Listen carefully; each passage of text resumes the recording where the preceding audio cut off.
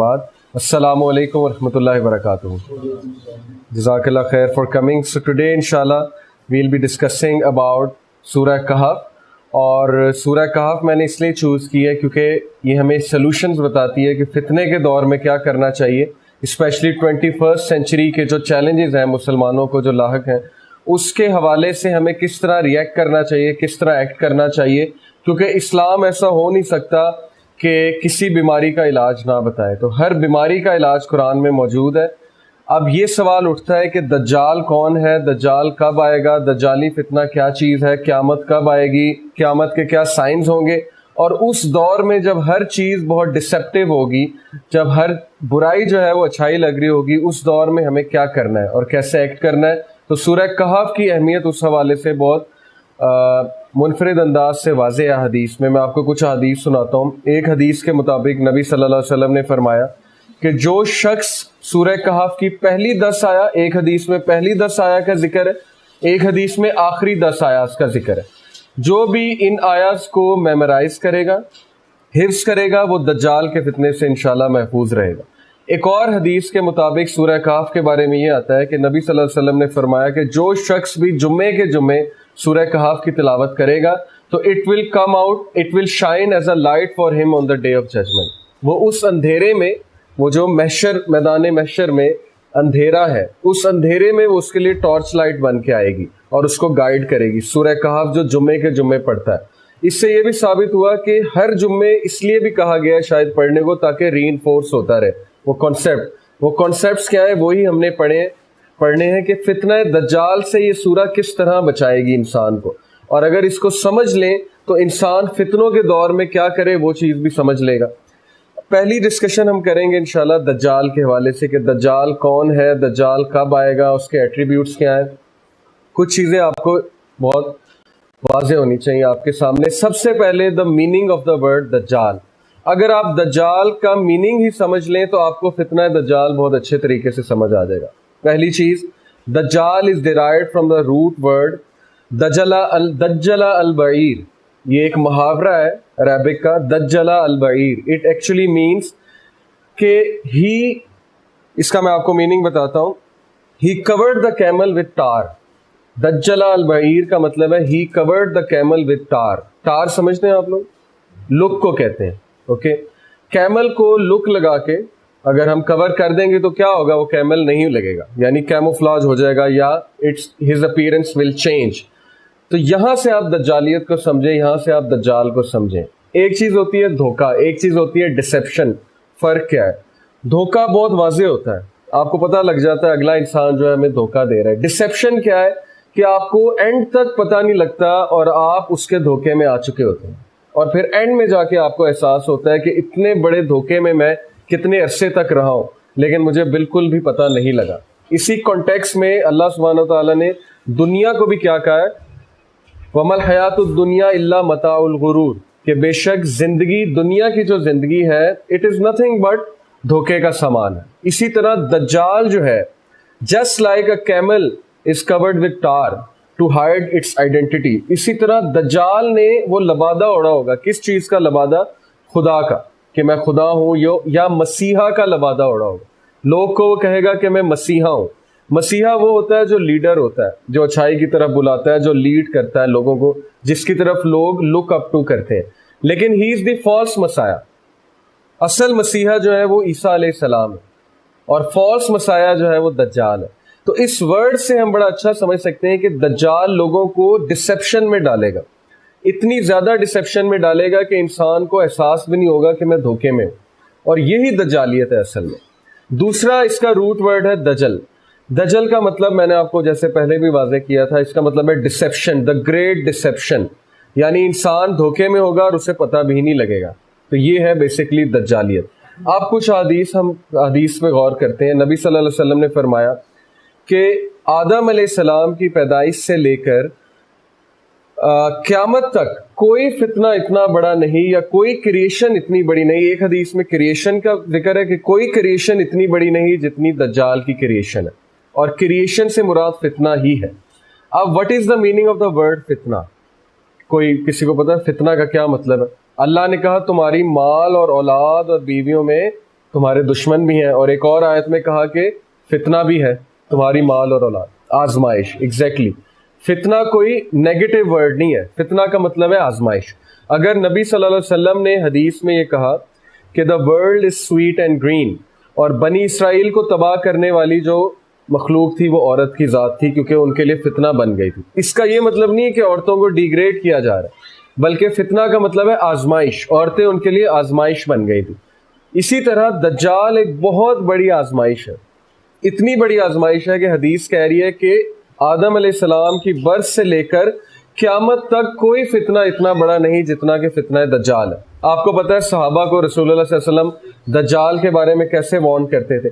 صحابہ خود بیان کرتے ہیں. صحابہ کہتے ہیں کہ جب نبی صلی اللہ علیہ وسلم دجال کے بارے میں بات کرتے تھے his eyes would turn wide، ان کی آنکھیں وائڈ ہو جاتی تھی جیسے کہ دشمن آ رہا ہے پیچھے سے، اور his face would become red اور his voice would become loud، ان کا فیس ریڈ ہو جاتا تھا جوش سے، اور ان کی جو وائس ہے وہ لاؤڈ ہو جاتی تھی، اور صحابہ اتنا ڈر جاتے تھے انہیں لگتا تھا کہ ابھی پیچھے سے اٹھ کر دجال آ جائے گا. یعنی دس از دا امپیکٹ آف دا فتنہ آف دجال. اور وہ اس طرح ڈرایا کرتے تھے صحابہ کو جیسے وہ دنیا کا سب سے بڑا فتنہ ہے، اور واقعی ہی سب سے بڑا فتنہ ہے. تو اس کو بہت سیریس لینا چاہیے، اور اس فتنے میں میجورٹی لوگ انوالوڈ ہوں گے. یہ فتنہ کیا ہے؟ Welcome to it. اور حدیث میں آپ کو بتاتا ہوں، نبی صلی اللہ علیہ وسلم نے فرمایا کہ دجال کے قریب ایک بہت بڑا مومن آئے گا یہ سمجھتے ہوئے کہ میرے پاس بڑا ایمان ہے، میری بڑی استقامت ہے، اور وہ دجال کو چیلنج کرے گا کہ امپریس می. بٹ حدیث میں آتا ہے کہ he will be inspired by the arguments presented by Dajjal. جب دجال اپنے آرگومنٹس پریزنٹ کرنا شروع کرے گا تو بڑے سے بڑا مومن ہل جائے گا. اسی لیے اسی کو میں ایک اور حدیث کے ساتھ جوڑوں گا. نبی صلی اللہ علیہ وسلم نے کہا کہ وین یو فیس دجال فلی، دوڑ لگا دینا، اس کو فیس مت کرنا، اس کے سامنے مت آنا، بلکہ اس کو دیکھتے ہی دوڑ لگا دینا، فلی کر جانا. اس کی وجہ یہ ہے کہ اس کے پاس بہت گلیمر، بہت کیرزما، بہت اسٹرانگ آرگومنٹس ہوں گے. اس کے پاس پتہ نہیں کیا سائنس ہوگی، کیا ٹیکنالوجی ہوگی، کیا میریکلز ہوں گے. کچھ حدیث میں واضح ہیں بہت. آپ دیکھ لیں مثال کے طور پہ ایک حدیث میں آتا ہے، صحیح مسلم کی حدیث ہے کہ نبی صلی اللہ علیہ وسلم نے فرمایا کہ دجال will have some thing with ہم like paradise and something like hellfire, but his paradise will be hellfire, so I warn you against him. اس کی جو جنت ہے وہ اصل میں دوزخ ہے. جنت اور دوزخ سے کیا مراد ہے؟ دیکھیں جنت میں جنات النعیم، اللہ نے جنت کو ایک نعمت بھی کہا ہے، اللہ نے جنت کو ایک ریسٹ کی جگہ بھی کہا ہے، اللہ نے جنت کو ایک ایسی جگہ کہا ہے جہاں کوئی رسپانسبلٹی نہیں ہوگی، ٹھیک ہے، انسان پہ، بلکہ انسان جو ہے وہاں پہ ایک بہت خوبصورت زندگی گزارے گا. اب دجال کی جنت بھی کچھ اسی طرح کی ہے کہ اس میں بہت آسائشیں ہیں، اس میں کمفرٹ زون بہت زیادہ ہے، اس میں ڈیزائرز کو جلدی پورا کرنے کی آسائشیں جو ہے وہ میسر ہے، انسٹنٹ گریٹیفیکیشن بہت ہے. جیسے ویسٹرن سویلائزیشن کو، یہ میرا پرسنل ایک ویو ہے کہ ویسٹرن سویلائزیشن کو میں دجال کی جنت سمجھتا ہوں. اس کی وجہ یہ ہے کہ Islam calls for sacrifice, Islam calls for disciplining desires, but western civilization calls for instant gratification of desire. اسی لیے ہماری جو یوتھ ہے وہ ان سے بڑی انسپائرڈ ہے کیونکہ وہ ڈیزائرز کی بہت بات کرتے ہیں. ہر ڈیزائر انہوں نے پوری کرنے کے لیے وہ چیز ریڈی رکھی ہوئی ہے. ہر چیز اوپن ہے، شراب خانے اوپن ہے، کیسینو اوپن ہے، اسٹرپ کلبز اوپن ہے، ایوری تھنگ از اوپن. تو انسان کو وہ چیز بہت اٹریکٹ کرتی ہے. اور ویسٹ سیکریفائس کی بات نہیں کرتا، ویسٹ جو ہے وہ نیبرز کا خیال رکھنے کی اتنی بات نہیں کرتا. اسلام میں تو بہت سی ذمہ داریاں ہیں، اسلام تو انسان پہ بہت سی ذمہ داریاں ڈالتا ہے، تو اس لیے ہم لوگ ان چیزوں سے بھاگتے ہیں. تو میں اس کی جنت کو سمجھتا ہوں. اب آپ دیکھ لیں، بندہ نیو یارک چلا جائے، وہاں پہ دنگ رہ جاتا ہے لائٹس کو دیکھ کے، بلڈنگز کو دیکھ کے. دبئی چلا جائے، کسی 7 اسٹار ہوٹل میں چلا جائے تو گم ہو جاتا ہے. انسان سمجھتا ہے یہی زندگی ہے، میں پتہ نہیں کہاں رہ رہا تھا، اصل میں تو یہ لائف ہے، لائف ایسی ہونی چاہیے. پھر اتنی ڈسٹریکشنز ہوں گی اس کی ایج میں، اتنی ڈسٹریکشنز کہ عام آدمی کے پاس سوچنے کا بھی ٹائم نہیں ہوگا. اور آج بالکل ایسے ہے. میرے دوست نے اپنے ایک چائنیز کولیگ سے پوچھا، وہ چائنا میں تھا، اس نے کہا کہ کبھی تم نے نہیں سوچا کہ سورج کس نے بنایا؟ صرف اتنا سا کویسچن پوچھا تو وہ ہنسنے لگ گیا. اس نے کہا کہ آپ کے پاس اتنا ٹائم ہے کہ آپ یہ باتیں سوچیں کہ سورج کس نے بنایا، چاند کس نے بنایا؟ ہمارے پاس تو ٹائم ہی نہیں ہے. یہی بات ہے، دجالی سویلائزیشن میں اتنی ڈسٹریکشنز ہوں گی، انسان اتنا کھپ جائے گا ڈیزائرز کے معاملے میں کہ انسان کو آخرت بالکل بھول جائے گی. یعنی اس پہ پردہ حائل ہو جائے گا اور اس کو پتہ بھی نہیں لگے گا کہ وہ بھول رہا ہے. اصل بات یہ ہے جیسے کیمل کو ٹین کر دیا جائے, اس پہ وہ جو لک ڈال دی جائے, پتہ بھی نہیں لگے گا یہ کیمل ہے, اینڈ میں جا کے آپ کو کوئی بتائے گا تو آپ کو پتہ لگے گا. اسی طرح انسان کو محسوس بھی نہیں ہوگا کہ کس طرح سے وہ دجال کے چنگل میں پھنستا جا رہا ہے, اور اینڈ میں بہت بڑی تباہی ہو جائے گی, بہت بڑا لاس ہو جائے گا. یعنی کہ انسان دنیا سے بھی جائے گا اور آخرت سے بھی جائے گا, اور یہ ایویڈنٹ لاس ہے. تو اس کی جو جنت ہے اس کی بہت سے ویوز ہیں, لیکن میں یہ سمجھتا ہوں کہ اس وقت آپ ویسٹ کی طرف دیکھیں تو واقعی وہ اس کی جنت محسوس ہوتی ہے, کیونکہ وہاں گلیمر بھی ہے, وہاں مٹیریلزم بھی بہت زیادہ ہے, وہاں پہ یولو جو لائف سٹائل ایک ہے, you only live once, yolo, اور یہ ہمیں بہت پسند ہے. ہماری ایڈورٹیزمنٹس بھی یہی لائف سٹائل دکھاتی ہیں. کوکا کولا کہتی ہے کھا لے پی لے جی لے, اور اسپرائٹ کہتا ہے من کی مان, اور ڈیو کہتا ہے کہ ڈیو نہ کیا تو پھر کیا جیا. یعنی ہر چیز میں وہ ایڈونچر ڈال رہے ہیں, ہر چیز میں وہ دنیا داری ڈال رہے ہیں, ہر چیز میں وہ ڈیزائرز کو ڈال رہے ہیں. تو یہ اس کی جنت ہے بیسیکلی. بٹ پروفٹ صلی اللہ علیہ وسلم نے کہا کہ his heaven will be, his paradise will be actually hell fire. ایک مومن جو ہے اس کو وہ کہے گا کہ دوزخ میں جاؤ, اور وہ دوزخ میں چھلانگ لگا دے گا, لیکن اصل میں وہ جنت میں چلا جائے گا. نقصان تو اپنا وہ کروا لے گا, لیکن یہ عارضی نقصان ہے. وہ مومن جو نقصان کروائے گا اصل میں وہ جنت میں چلا جائے گا. اسی طرح ایک شخص کو دجال چیر دے گا بیچ میں سے, اور اس کے بعد زندہ بھی کر دے گا. آپ کو پتا ہے کہ اس وقت لیٹلی میں نے ایک آرٹیکل پڑھا کہ انہوں نے 200 سال پرانے ایک شخص کا ڈی این اے لیا اس کے آف اسپرنگ سے, اور using that D N A they recreated his brain, his consciousness, اس کی کانشیسنیس وہ واپس لے آئے کمپیوٹر پروگرام پہ, اور اس بندے سے وہ بات بھی کر رہے ہیں, وہ بندہ جواب بھی دے رہا ہے ایز اے کمپیوٹر پروگرام, کیونکہ اس کی وہی کانشیسنیس ہے, کیونکہ ڈی این اے وہی ہے جو اس کے آف اسپرنگ میں تھا, وہی اس کا ڈی این اے تھا. تو سائنس تو پتہ نہیں کہاں جا رہی ہے, اور یہ ہمارے لیے ایک بہت بڑا امتحان ہے. دجالیت ہے یہ, کیونکہ نبی صلی اللہ علیہ وسلم نے دیکھے کیا کہا, انہوں نے کہا کہ دجال سب سے پہلے آ کے کہے گا وہ عیسیٰ ہے, مسیحا ہے, اس کے بعد وہ کلیم کرے گا آئی ایم گاڈ. اب گاڈ کے کیا ایٹریبیوٹس ہیں؟ اللہ زندگی دیتا ہے, موت دیتا ہے. دجال کے پاس یہ ایٹریبیوٹ ہوگا, وہ زندگی بھی دے دے گا, وہ موت بھی دے دے گا. یہ کلیئرلی مینشنڈ ہے حدیث میں. آج سائنس جتنا ترقی کرتی جا رہی ہے, ہم دجالیت کی طرف قدم بڑھا رہے ہیں, اور ہمارا ٹیسٹ ہوگا, سویئر ٹیسٹ ہوگا, کیونکہ science is playing God. Science وہ چیزیں کر رہی ہیں جو اللہ سبحانہ و تعالیٰ کے کام ہے. مثال کے طور پہ آرٹیفیشل ویدر جو ہے کریٹ کرنا اللہ کا کام ہے, لیکن سائنس آج اس سے کھیل رہی ہے. ٹورنیڈوز کریٹ کرنا, ہریکین, سونامی لانا, زلزلے لانا, یہ سب کچھ اب ہو رہا ہے, اور یہ بڑا سیکرٹلی ہو رہا ہے, سیکرٹ فیسلٹیز میں. اس طرح ڈیزیزز پھیلانا وہ تو اللہ کا کام تھا, لیکن نئی ڈیزیزز آ رہی ہیں اور وہ کریٹ کی جاتی ہیں لیبز میں, نئے ویپنز بن رہے ہیں. تو سائنس جو ہے پتہ نہیں اس وقت کہاں جا رہی ہے, اور ایک عام انسان کا ایمان ڈگمگا رہا ہے, کیونکہ ایک عام انسان جو ہے اس نے دین اتنا نہیں پڑھا. تو جب وہ یونیورسٹیز میں جائے گا, کہیں پڑھنے جائے گا, تو ڈیفینیٹلی وہ ایکسپوز ہوگا سائنس سے. جب وہ سائنس سے ایکسپوز ہوگا, اس کے مائنڈ میں ڈفرینٹ اشکالات آئیں گے, ڈاؤٹس آئیں گے, تو پھر وہ اسلام سے جائے گا. اور یہی ہو رہا ہے. ہماری یوتھ جب فورن یونیورسٹیز میں پڑھنے جاتی ہے, وہاں پہ وہ دیکھتے ہیں کہ وہ اصل میں تو سائنس یہ بھی کر رہی ہے, یہ بھی کر رہی ہے, تو ویئر از گاڈ, اللہ تعالیٰ کیا کر رہے ہیں؟ تو پھر ان کے مائنڈ میں بہت سے اشکالات آتے ہیں. تو یہ دجال کا بہت بڑا ایک ہتھیار ہے. سائنس میں سمجھتا ہوں جتنا ترقی کرتی جا رہی ہے, دجالیت کی طرف ہمارا قدم جو ہے وہ بڑھتا جا رہا ہے. لیکن اس کا یہ مطلب نہیں کہ سائنس بالکل نیگیٹو ہے اور سائنس پڑھنی نہیں چاہیے. بٹ دا پوائنٹ از کہ یہ ہمارا ٹیسٹ ہو رہا ہے, اور بہت کڑک امتحان ہے ہمارے ایمان کا, کہ ہم ایمان والے رہتے ہیں, ہم یہ کہتے ہیں کہ ہر چیز اللہ کے ہاتھ میں ہے, یا ہم یہ کہتے ہیں کہ سائنس جو کہے گی وہ ہم مانیں گے. اور میجورٹی لوگ کی آج یہ تھنکنگ ہے کہ جو سائنس کہے گی وہ میں مانوں گا, ادروائز میں نہیں مانوں گا. تو سائنس تو بھائی نہ گاڈ ہے, سائنس نہ وہی ہے, سائنٹسٹ نہ کوئی پروفٹ ہے, نہ میسنجر ہے. سائنٹسٹ تو ایک انسان ہے, اس نے کچھ ریسرچ کی ہے, ہائپوتھیسس کی بیسس پہ ایکسپیریمنٹ کیا ہے, اس کے کچھ پیرامیٹرز ہیں, اس کی کچھ ڈپینڈنسی ہے کچھ فیکٹرز پہ. تو یہ عام لوگ کو سمجھ نہیں آتی.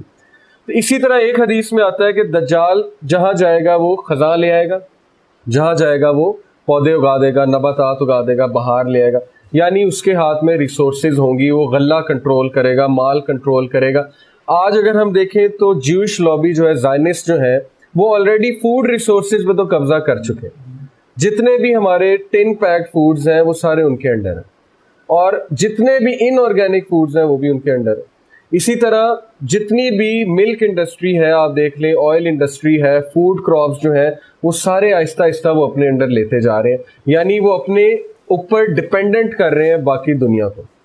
रिसोर्सेज पे कब्जा कर करके। तो दज्जाल के हाथ में तो बहुत रिसोर्सेज होंगी, लोग उस पर डिपेंडेंट इतना हो जाएंगे कि उनके पास कोई चॉइस नहीं होगी सिवाय इसके कि उस पर एक्ट करें और उसको ओबे करें। लेकिन बहुत मखसूस लोग होंगे, चोजन वंस होंगे, जो इस बहुत बड़े फितने से बच जाएंगे। फिर एक हदीस में ये आता है कि दज्जाल के पास गैब का नॉलेज होगा, वो ऐसी ऐसी बातें इंसानों को बताएगा जो इंसान को नहीं पता अपने बारे में भी, और फ्यूचर की भी बहुत सी वो बातें बताएगा। एक हदीस में आता है कि वो 40 दिन में पूरी दुनिया का चक्कर जो है वो काट लेगा। इसी तरह एक हदीस में आता है उसकी जो सवारी है, उसके जो गधा है, उसके 2 कानों के दरमियान जो है वो आई थिंक 13 गज का कुछ फासला है, इस तरह से 13 मीटर्स है या 11 है, मुझे सही से याद नहीं है। तो हो सकता है वो कोई सुपरसोनिक स्पीड का जो है वो F-16 या कोई और एरोप्लेन हो, और उसके जो 2 विंग्स हैं वो कान हो। लेकिन ये कोई हतमी बात नहीं है।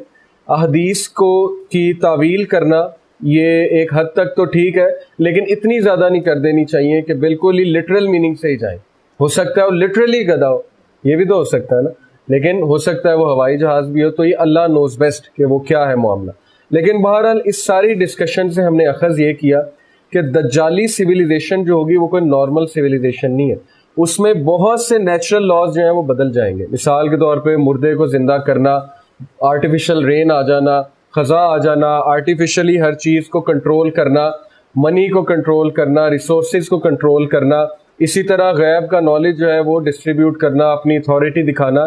तो ये एक बहुत ही टेस्टिंग टाइम होगा, और आज आप थोड़ा सा एनालाइज करें तो ये काम सारे हो रहे हैं। और दज्जाली सिविलाइजेशन मेरा ये व्यू है कि बन चुकी है। अब सिर्फ उसका एक फिजिकल हमने अपीयरेंस देखनी है दज्जाल की, कि फिजिकली वो कब आता है। दज्जाल सिस्टम है कि बंदा है, उलमा का इजमा है कि वो बंदा है, इब्ने आदम है, ठीक है, आदम अलैहिस्सलाम की औलाद में से है। ना वो जिन है, ना वो कोई देव है, ना वो कोई जो है फरिश्ता है नाउज़ुबिल्लाह, ना वो जो है वो कोई और मखलूक है, ना वो शैतान है, बल्कि वो एक आदमी है। और उसका एक सिस्टम होगा। उसकी आदमी होने की दलील नबी सल्लल्लाहु अलैहि वसल्लम की हदीस है, सही मुस्लिम की। नबी सल्लल्लाहु अलैहि वसल्लम ने कहा कि दज्जाल एक शख्स है बनी आदम में से, और दज्जाल के घुंघराले बाल होंगे। दज्जाल की जो एक आंख है, it will be bulging outwards like a grep, जैसे एक अंगूर जो है वो बल्ज कर रहा होता है आउटवर्ड। उसकी जो दूसरी आंख है उस पर कुछ गोश्त चढ़ा होगा, वो आंख ठीक होगी, उससे वो देख सकता होगा। लेकिन ये वाली आंख फॉल्टी होगी, ये वाली आंख जो है बंद होगी, तो वो काना होगा। नबी सल्लल्लाहु अलैहि वसल्लम ने कहा कि मैं तुम्हें दज्जाल के बारे में वो बात बताता हूँ जो किसी नबी ने अपनी उम्मत को नहीं बताई, और वो ये है कि दज्जाल काना है और तुम्हारा रब काना नहीं है। तो इस हदीस को डॉक्टर इसार रहमतुल्लाह ने एक तरह से समझा है, जो कि ज़रूरी नहीं, कोई हतमी बात नहीं है, लेकिन हो सकता है ऐसा हो। वो मैं आपसे वैसे ही फॉर नॉलेज से एक शेयर कर लेता हूँ। उन्होंने कहा कि अल्लाह ने इंसान को 2 आंखें दी हैं, एक रूहानी और एक मादी आंख। एक से मटीरियलिज्म देखेगा, एक से स्पिरिचुअलिटी देखेगा। जब भी कोई एक आंख बंद हो जाएगी तो एक्सट्रीम हो जाएगी। जब मटीरियल आई बंद है, सिर्फ स्पिरिचुअल आई ओपन है, तो वो रहबानियत है, और रहबानियत इस्लाम में मना है।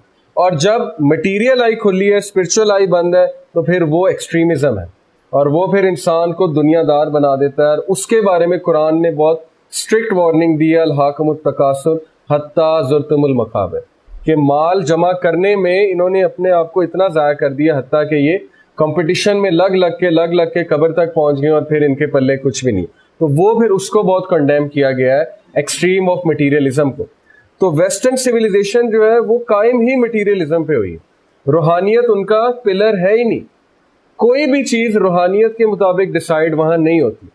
वहाँ कभी ये एस्पेक्ट नहीं डिस्कस होगा पार्लियामेंट में कि मिसाल के तौर पे इस कंट्री पे अटैक करना है तो ह्यूमैनिटी पे क्या अफेक्ट होगा, क्योंकि ये रूहानियत की डिस्कशन है, ये सोशल इश्यूज है, इसका उनसे कोई ताल्लुक नहीं है। लेकिन इस्लामिक सिविलाइजेशन में तौहीद और रूहानियत सबसे पहले आती है।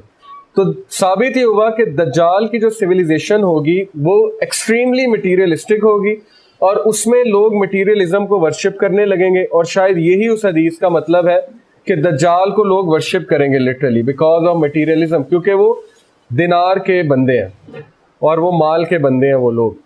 फिर ये भी साबित हुआ कि दज्जाल की जो एज होगी उसमें लोग डिस्ट्रैक्टेड होंगे बहुत ज़्यादा, और डिपेंडेंट होंगे उन चीज़ों पे जो दज्जाल के हाथ में होगी। फिर एक और हदीस में आता है, नबी सल्लल्लाहु अलैहि वसल्लम ने दज्जाल के एट्रीब्यूट्स के हवाले से बताया, वो है तमीम अद-दारी की हदीस, کہ میں نے آپ کو اس کی فزیکل اپیرنس بتا دیا ہے، وہ انسان ہوگا، مین ہوگا، بنی آدم میں سے ہوگا. تو حدیث یہ ہے کہ تمیم الداری ایک صحابی تھے، وہ کرسچن تھے، وہ ایک جزیرے میں گم گئے بحری سفر کی وجہ سے.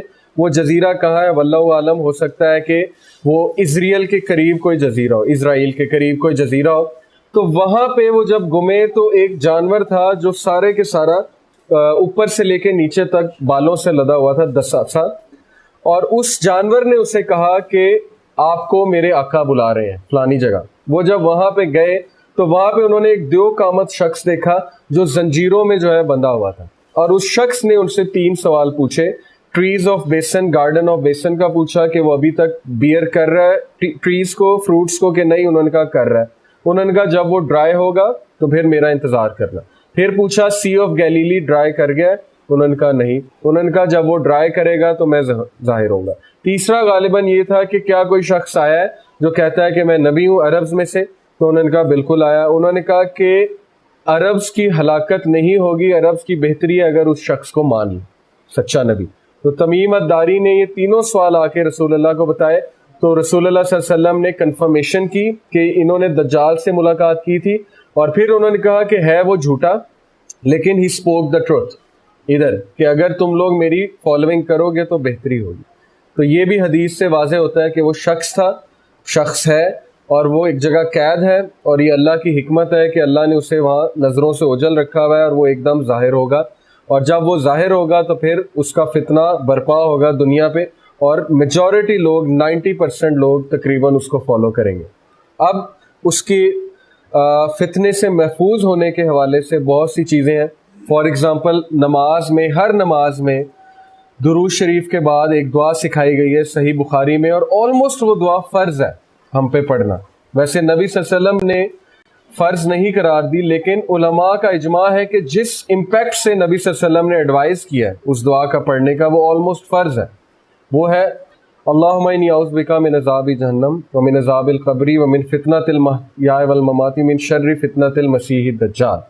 اس میں ہم نے 4 چیزوں سے پناہ مانگی ہے. ہم نے جہنم سے پناہ مانگی ہے، عذاب قبر سے پناہ مانگی ہے، ہم نے جو ہے وہ فتنۃ المحیا والممات یعنی زندگی اور موت کے فتنے سے. زندگی کا فتنہ یہ ہے کہ مال و دولت اور اولاد، یہ ساری چیزیں جو ٹرائل میں. موت کا فتنہ یہ ہے کہ شیطان انسان کے پاس موت کے وقت آتا ہے، ایک آخری ٹرائی کرتا ہے اور کہتا ہے مجھے سجدہ کر لو یا مجھے شرک کر لو. یہ موت کا ٹرائل ہے، اور ہر انسان کے پاس وہ آتا ہے آخری ٹرائی کرنے کہ کہیں یہ شرک کر لے تاکہ ایٹ لیسٹ میرا مشن پورا ہو جائے. یہ موت کا ٹرائل ہے. اور موت کے اور بھی بہت سے ٹرائلز ہیں، بیماری ہو سکتی ہے، بڑھاپا ہو سکتا ہے، بہت سی چیزیں. اور فتنۃ المسیح الدجال سب سے بڑا فتنہ ہے کہ مجھے مسیح دجال کے فتنے سے جو ہے اللہ وہ محفوظ. اب مسیح کیوں کہا جاتا ہے؟ اس کی وجہ یہ ہے، اسکالرز نے اس سے یہ بیان کیا ہے کہ مسیح اس کو اس لیے کہا جاتا ہے کیونکہ one of his eyes is مسموح. مسموح کا مطلب ہوتا ہے وائبڈ اور ایبریڈڈ، یعنی کہ بلجنگ آؤٹ ورڈز. تو نبی صلی اللہ علیہ وسلم نے جو ورڈ یوز کیا، مسموح کا ورڈ یوز کیا کہ اس کی ایک آنکھ مسموح ہے. تو مسموح سے ورڈ مسیحا نکلا. ایک یہ ہے اوتھینٹک اوپینین. دوسرا ایک اوپینین یہ ہے کہ مسیحا کا مطلب یہ بھی ہے کہ ہی ول سروے اور travel throughout the earth یمسا ان 40 days. یمسا یعنی 40 days میں وہ ٹریول کرے گا، تو اس لیے بھی اس کو مسیح کہتے ہیں. لیکن زیادہ اوتھینٹک ویو یہ ہے کہ مسما یعنی مسموع، ممسو یعنی کہ اس کی جو آنکھ ہے بلجنگ آؤٹ ورڈز ہے، دیٹس وائی ہی از دا مسیح. اور وہ فالس مسایا ہے، فالس مسیح ہے. اور جو ٹروتھ فل مسایا ہے وہ ہے عیسیٰ علیہ السلام. تو یہ اس کے بارے میں کچھ حدیث ہیں. اور نبی صلی اللہ علیہ وسلم نے فرمایا کہ جس وقت جمعے کے خطبے میں دجال ڈسکس ہونا بند ہو جائے گا جمعے خطبوں میں، تو تب دجال کا ظہور ہو جائے گا. اور آج آپ دیکھیں کہ بڑا ریئر ہے کہ جمعے کے خطبوں میں دجالی فتنہ سمجھایا جا رہا ہو، حالانکہ وہ سب سے بڑا فتنہ ہے. اور اس کے بارے میں نبی صلی اللہ علیہ وسلم نے بہت اسٹرکٹلی وارن کیا ہے صحابہ کو. ایک شخص تھا، اس کے بارے میں یہ ڈاؤٹ تھا کہ یہ دجال ہے، تو اس شخص کو حضرت عمر رضی اللہ عنہ قتل کرنے پہنچ گئے. انہوں نے کہا کہ میں اس کو قتل کروں گا. تو نبی صلی اللہ علیہ وسلم نے روک دیا کہ اگر تو یہ دجال ہے تم اس کو فیس نہیں کر سکتے، نہیں مار سکتے، اور اگر یہ دجال نہیں ہے تو پھر ایسے ہی ایک بے قصور آدمی کا تم قتل کر دو گے، تمہارے ہاتھوں مارا جائے گا. اس سے یہ ثابت ہوا کہ ایون حضرت عمر جیسا مومن اسٹرانگ انسان بھی دجال کو فیس نہیں کر سکتا تھا. تو دجال ایک بہت بڑا فتنہ ہے. اب اس سے کس طرح سے بچنا ہے. سورہ کہف کو ہم اس کانٹیکسٹ سے انشاءاللہ جو ہے دیکھیں گے کہ سورہ کہف ہمیں کیا بتاتی ہے. سورہ کہف میں 4 سٹوریز ہیں, ہر سٹوری میں ایک منفرد لیسن ہے.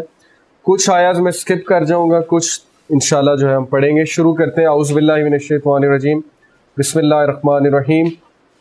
الحمد للہ الذی انزل علی عبدہ الکتاب ولم یجعل لہ عوجا. تمام کی تمام تعریفیں ہیں اللہ سبحانہ وتعالیٰ کے لیے جس نے نازل کیا اپنے بندے پر قرآن کریم. یہ کتاب نازل کی اور اس کتاب میں کوئی بھی کروکیڈنس نہیں چھوڑی. عوجا یعنی کہ کوئی کجی نہیں ہے, اس میں اسٹریٹ فارورڈ بات ہے, سمجھ آنے والی بات ہے, کوئی کنفیوژن نہیں ہے, کوئی ڈیبیٹ نہیں ہے, کوئی جھگڑا نہیں ہے. سمپل بات ہے, یہ کرو یہ نہ کرو, ایسے کرو گے تو ریوارڈ ملے گا, ایسے کرو گے تو پنشمنٹ ہوگی. اور لاجیکل آرگومنٹ سے اللہ سبحانہ وتعالیٰ نے جو ہے اس بک میں ہر بات سمجھائی ہوئی. قیما لینذر بأسا شدیدا من لدنہ ویبشر المؤمنین الذین یعملون الصالحات ان لهم اجرا حسنا. He made it straight to give warning of a severe punishment from him. اللہ شروع میں ہی واضح کر رہے ہیں کہ بہت سویئر پنشمنٹ ہے اللہ سبحانہ وتعالیٰ کی, اور اس سویئر پنشمنٹ کو وارن کرنے کے حوالے سے قرآن کریم ہم نے نازل کیا ہے. اور وَيُبَشِّرَ الْمُؤْمِنِينَ, لیکن بشارت بھی دیتی ہے, یہ خوشخبری بھی دیتی ہے ان لوگ کو جو ایمان پر ہے, جو ایمان لے کر آئے ہیں. یا الذین یعملون الصالحات ان لہم اجرا حسنا, جو کہ ایمان لے کر آئے ہیں اور نیک عمل کرتے ہیں کہ ان کے لیے بہت زیادہ اجر ہوگا, بہت خوبصورت اجر ان کے لیے ہوگا. ماکثین فیہ ابدا, they shall abide therein forever, وہ وہاں ہمیشہ ہمیشہ کے لیے رہیں گے. جنت کی بات ہو رہی ہے بیسیکلی. وَيُنذِرَ الَّذِينَ قَالُوا اتَّخَذَ اللَّهُ وَلَدًا, and to warn those, اور ان لوگ کو وارن کر دے جو کہتے ہیں کہ نعوذ باللہ اللہ سبحانہ وتعالیٰ نے بیٹا جنا. سورہ مریم میں اللہ نے اس آرگومنٹ کو بہت خوبصورتی سے ایڈریس کیا. اللہ نے کہا کہ کیا وہ کہتے ہیں کہ نعوذ باللہ اللہ سبحانہ وتعالیٰ نے بیٹا جنا. اللہ کہتے ہیں کہ اس بات کو سن کر آسمان پھٹ جائے اور زمین بھی پھٹ جائے, یعنی کہ اتنی بےہودہ بات تم نے کی ہے. کیوں بےہودہ ہے؟ کیونکہ بیٹے کی پیدائش کے لیے ایک پروسیس ہے, اور وہ پروسیس سے اللہ سبحانہ وتعالیٰ بری ہیں, جو ایک بایولوجیکل پروسیس ہے بیٹے کی پیدائش کے لیے.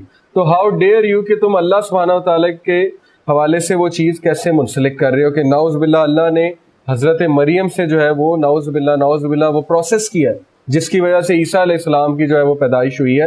پھر اللہ نے اس کو اس طرح بھی ایڈریس کیا ہے کہ عیسیٰ اور اس کی ماں تو کھانا کھاتے تھے, تو کیا اللہ سبحانہ وتعالیٰ کھانا کھاتے ہیں؟ تو وہ انسان, وہ شخص جو کھانا کھاتا ہو, کیا وہ گاڈ ہو سکتا ہے؟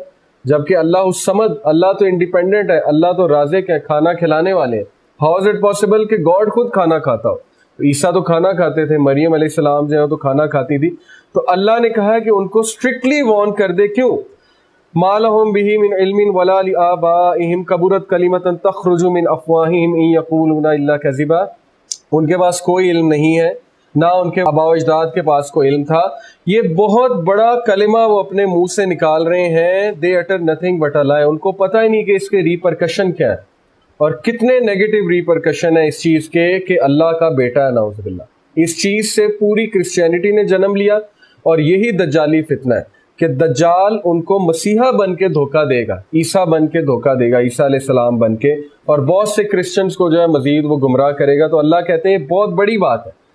بائی دا وے سورہ کہف جو ہے اس کی شان نزول یہ بھی ہے کہ مشرکین نے نبی صلی اللہ علیہ وسلم سے, یہودیوں سے مشورہ کر کے کہ بتاؤ ہم اس کا ٹیسٹ کیسے لیں, یہ جو اپنے آپ کو نبی کہہ رہا ہے اس کا ہم ٹیسٹ کیسے لیں. تو یہودیوں نے کہا کہ ان سے آپ 3-4 سوال پوچھیں. ایک ان سے ذوالقرنین کا پوچھیں, ایک آپ کو کہ یہودیوں کے بادشاہ تھے, اور ایک آپ ان سے روح کے متعلق پوچھیں کہ روح کیا ہے, اور پھر آپ ان سے جو ہے وہ اصحاب کہف کے بارے میں پوچھیں, تو اور خضر کے بارے میں پوچھیں. تو یہ انہوں نے مشورہ دیا, تو اس بیسس پہ وہ آئے نبی صلی اللہ علیہ وسلم کے پاس اور کچھ سوالات رکھے. تو نبی صلی اللہ علیہ وسلم کیونکہ وحی کے بغیر کچھ آنسر نہیں کرتے تھے, انہوں نے کہا میں آپ کو اس کا جواب دوں گا کل, لیکن انشاءاللہ کہنا بھول گئے. تو نبی جو ہے وہ بہت بڑی ایک ہستی ہوتا ہے اور اللہ کے بہت قریب ہوتا ہے, ایگزامپل ہوتا ہے. نبی کی چھوٹی چھوٹی غلطی بھی بہت بڑی بن جاتی ہے. تو اللہ نے تھوڑا سا نبی صلی اللہ علیہ وسلم کو ایک وہ بات باور کرانے کے لیے کہ آپ ایک ایگزامپل ہیں اور آپ نبی ہیں, کچھ دیر کے لیے وحی کا سلسلہ جو ہے وہ روک دیا تھا, جس کی وجہ سے نبی صلی اللہ علیہ وسلم بہت زیادہ ڈسٹریس میں اور بہت زیادہ سٹریس میں رہے تھے. اور وہ یہ سوچتے تھے شاید مجھ سے کوئی غلطی ہو گئی ہے، اور مشرکین کو موقع مل گیا ہنسنے کا. انہوں نے کہا کہ دیکھو ہم نے سوال پوچھا تو چپ ہو گیا اور اس کو سوالوں کا جواب نہیں آ رہا ہے. تو یہ بہت ٹیسٹنگ ٹائم تھا ہمارے نبی پہ.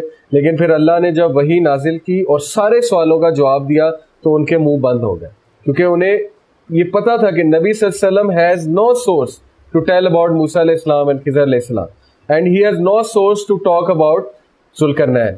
تو اللہ ہی انہیں بتا سکتے ہیں. تو یہ ایک بہت بڑی کامیابی تھی مسلمانوں کی. اس کے بعد اللہ کہتے ہیں فلا اللہ کا باقی نفس کا علی آثارہم ان لم یؤمنوا بہذا الحدیث اسفا، پرہیپس شاید نبی صلی اللہ علیہ وسلم آپ اپنے آپ کو ہلاک کر لیں گے اس غم میں کہ یہ لوگ ہدایت لے کر کیوں نہیں آتے اور اس قرآن پہ عمل کیوں نہیں کرتے. انا جعلنا ما علی الارض زینۃ لہا لنبلوہم ایہم احسن عملا. نبی صلی اللہ علیہ وسلم بہت غم کیا کرتے تھے کہ ان لوگ کو کیوں سمجھ نہیں آ رہی. اتنی واضح باتیں ہیں، اتنی کھلی باتیں ہیں. آج آپ کو بھی کبھی کبھی غم ہوتا ہوگا کسی کو دیکھ کر کہ یار اتنا کلیئر ہے، اسلام از سو کلیئر. ان کو نہیں سمجھ آتی کہ یہ اموڈسٹ حرکت ہے، یہ غلط حرکت ہے، یہ چوری غلط ہے، کرپشن غلط ہے. واٹس دا ریزن، یہ کیوں ایسے کر رہے ہیں؟ تو یہاں پہ اللہ نے بیسیکلی پیشنس سکھائی ہے اپنے نبی کو کہ نبی صلی اللہ علیہ وسلم آپ کا کام ہے کہ آپ میسج پہنچا دیں اور ہدایت ہمارے ہاتھ میں، ہدایت آپ ہم پہ چھوڑ دیں. تو کہیں ایسا نہ ہو کہ آپ زیادہ غم کر کے اپنے آپ کو بالکل ہی جو ہے وہ مشکل میں ڈال دیں، ہلاک کر دیں، بلکہ آپ فوکسڈ رہیں. آپ کا فوکس ہے اس مشن کو پورا کرنا. ہدایت جو ہے وہ آپ ہمارے پہ چھوڑ دیں.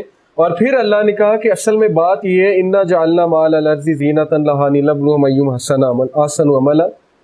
دنیا میں جو کچھ بھی آپ کو گلٹر نظر آ رہا ہے، زینت جو نظر آ رہی ہے، جو کلرز نظر آ رہے ہیں، یہ اصل میں ہم نے اس لیے دنیا میں رکھا ہے تاکہ ہم ان کا امتحان لیں کہ ان میں سے کون اچھے عمل کرنے والا. یہ ہے زندگی کا مقصد. اللہ نے دنیا میں بہت کچھ رکھا ہے، ریسورسز رکھی ہیں، اللہ نے دنیا میں رنگینیاں رکھی ہیں، عورت کو پیدا کیا ہے، وہ ایک الگ فتنہ ہے انسان کے لیے. اللہ نے اسی طرح مال ہے، اولاد ہے، گھوڑے ہیں، سواری ہے، زیور ہے، بہت سی ایسی چیزیں ہیں جہاں انسان بڑا اٹریکٹ ہوتا ہے اور انسان کا دل کرتا ہے کہ یار میرے پاس بھی ہو، میں بھی یہ کروں. لیکن اللہ نے کہا کہ یہ ایکچولی ٹیسٹ کے لیے، تاکہ ٹیسٹ کریں کہ کون بیلنس رہتا ہے، کون ایکسٹریمزم کی طرف جاتا ہے. یہاں پہ ایکسٹریمزم کا رد ہے، ایکسیس آف مٹیریلزم کا. وَإِنَّ لَجَاعِلُونَ مَا عَلَيْهَا صَعِيدًا جُرُزًا and we shall make all that is on earth a bare dry soil. ہم اس کو چٹیل میدان بنا دیں گے. جیسے ایک پیج ہے، پیج کو لے کے میں رول کروں تو وہ بال بن جائے گا. اس بال کو جب کھول دوں گا تو اس کا سرفیس ایریا بھی بڑھ جائے گا اور وہ ایک چٹیل میدان بن جائے گا. تو قیامت والے دن اللہ نے زمین کو بالکل کھول دینا، اس کی گرہ کھول دینی ہے، وہ رولنگ بال ختم ہو جائے گا، پلیٹوز ختم ہو جائیں گے، سیز ختم ہو جائیں گے، سب کچھ لیول ہوگا اسٹیبل کی طرح، اور وہاں پہ پھر قیامت کا منظر ہوگا، میدان حشر بھی ہوگا. تو یہ ایک فیکٹ ہے. ام حسبت ان اصحاب الکہف والرقیم کانوا من آیاتنا عجبا. سورہ کہف میں نا اللہ نے اپنے عجائب کی بات کی ہے.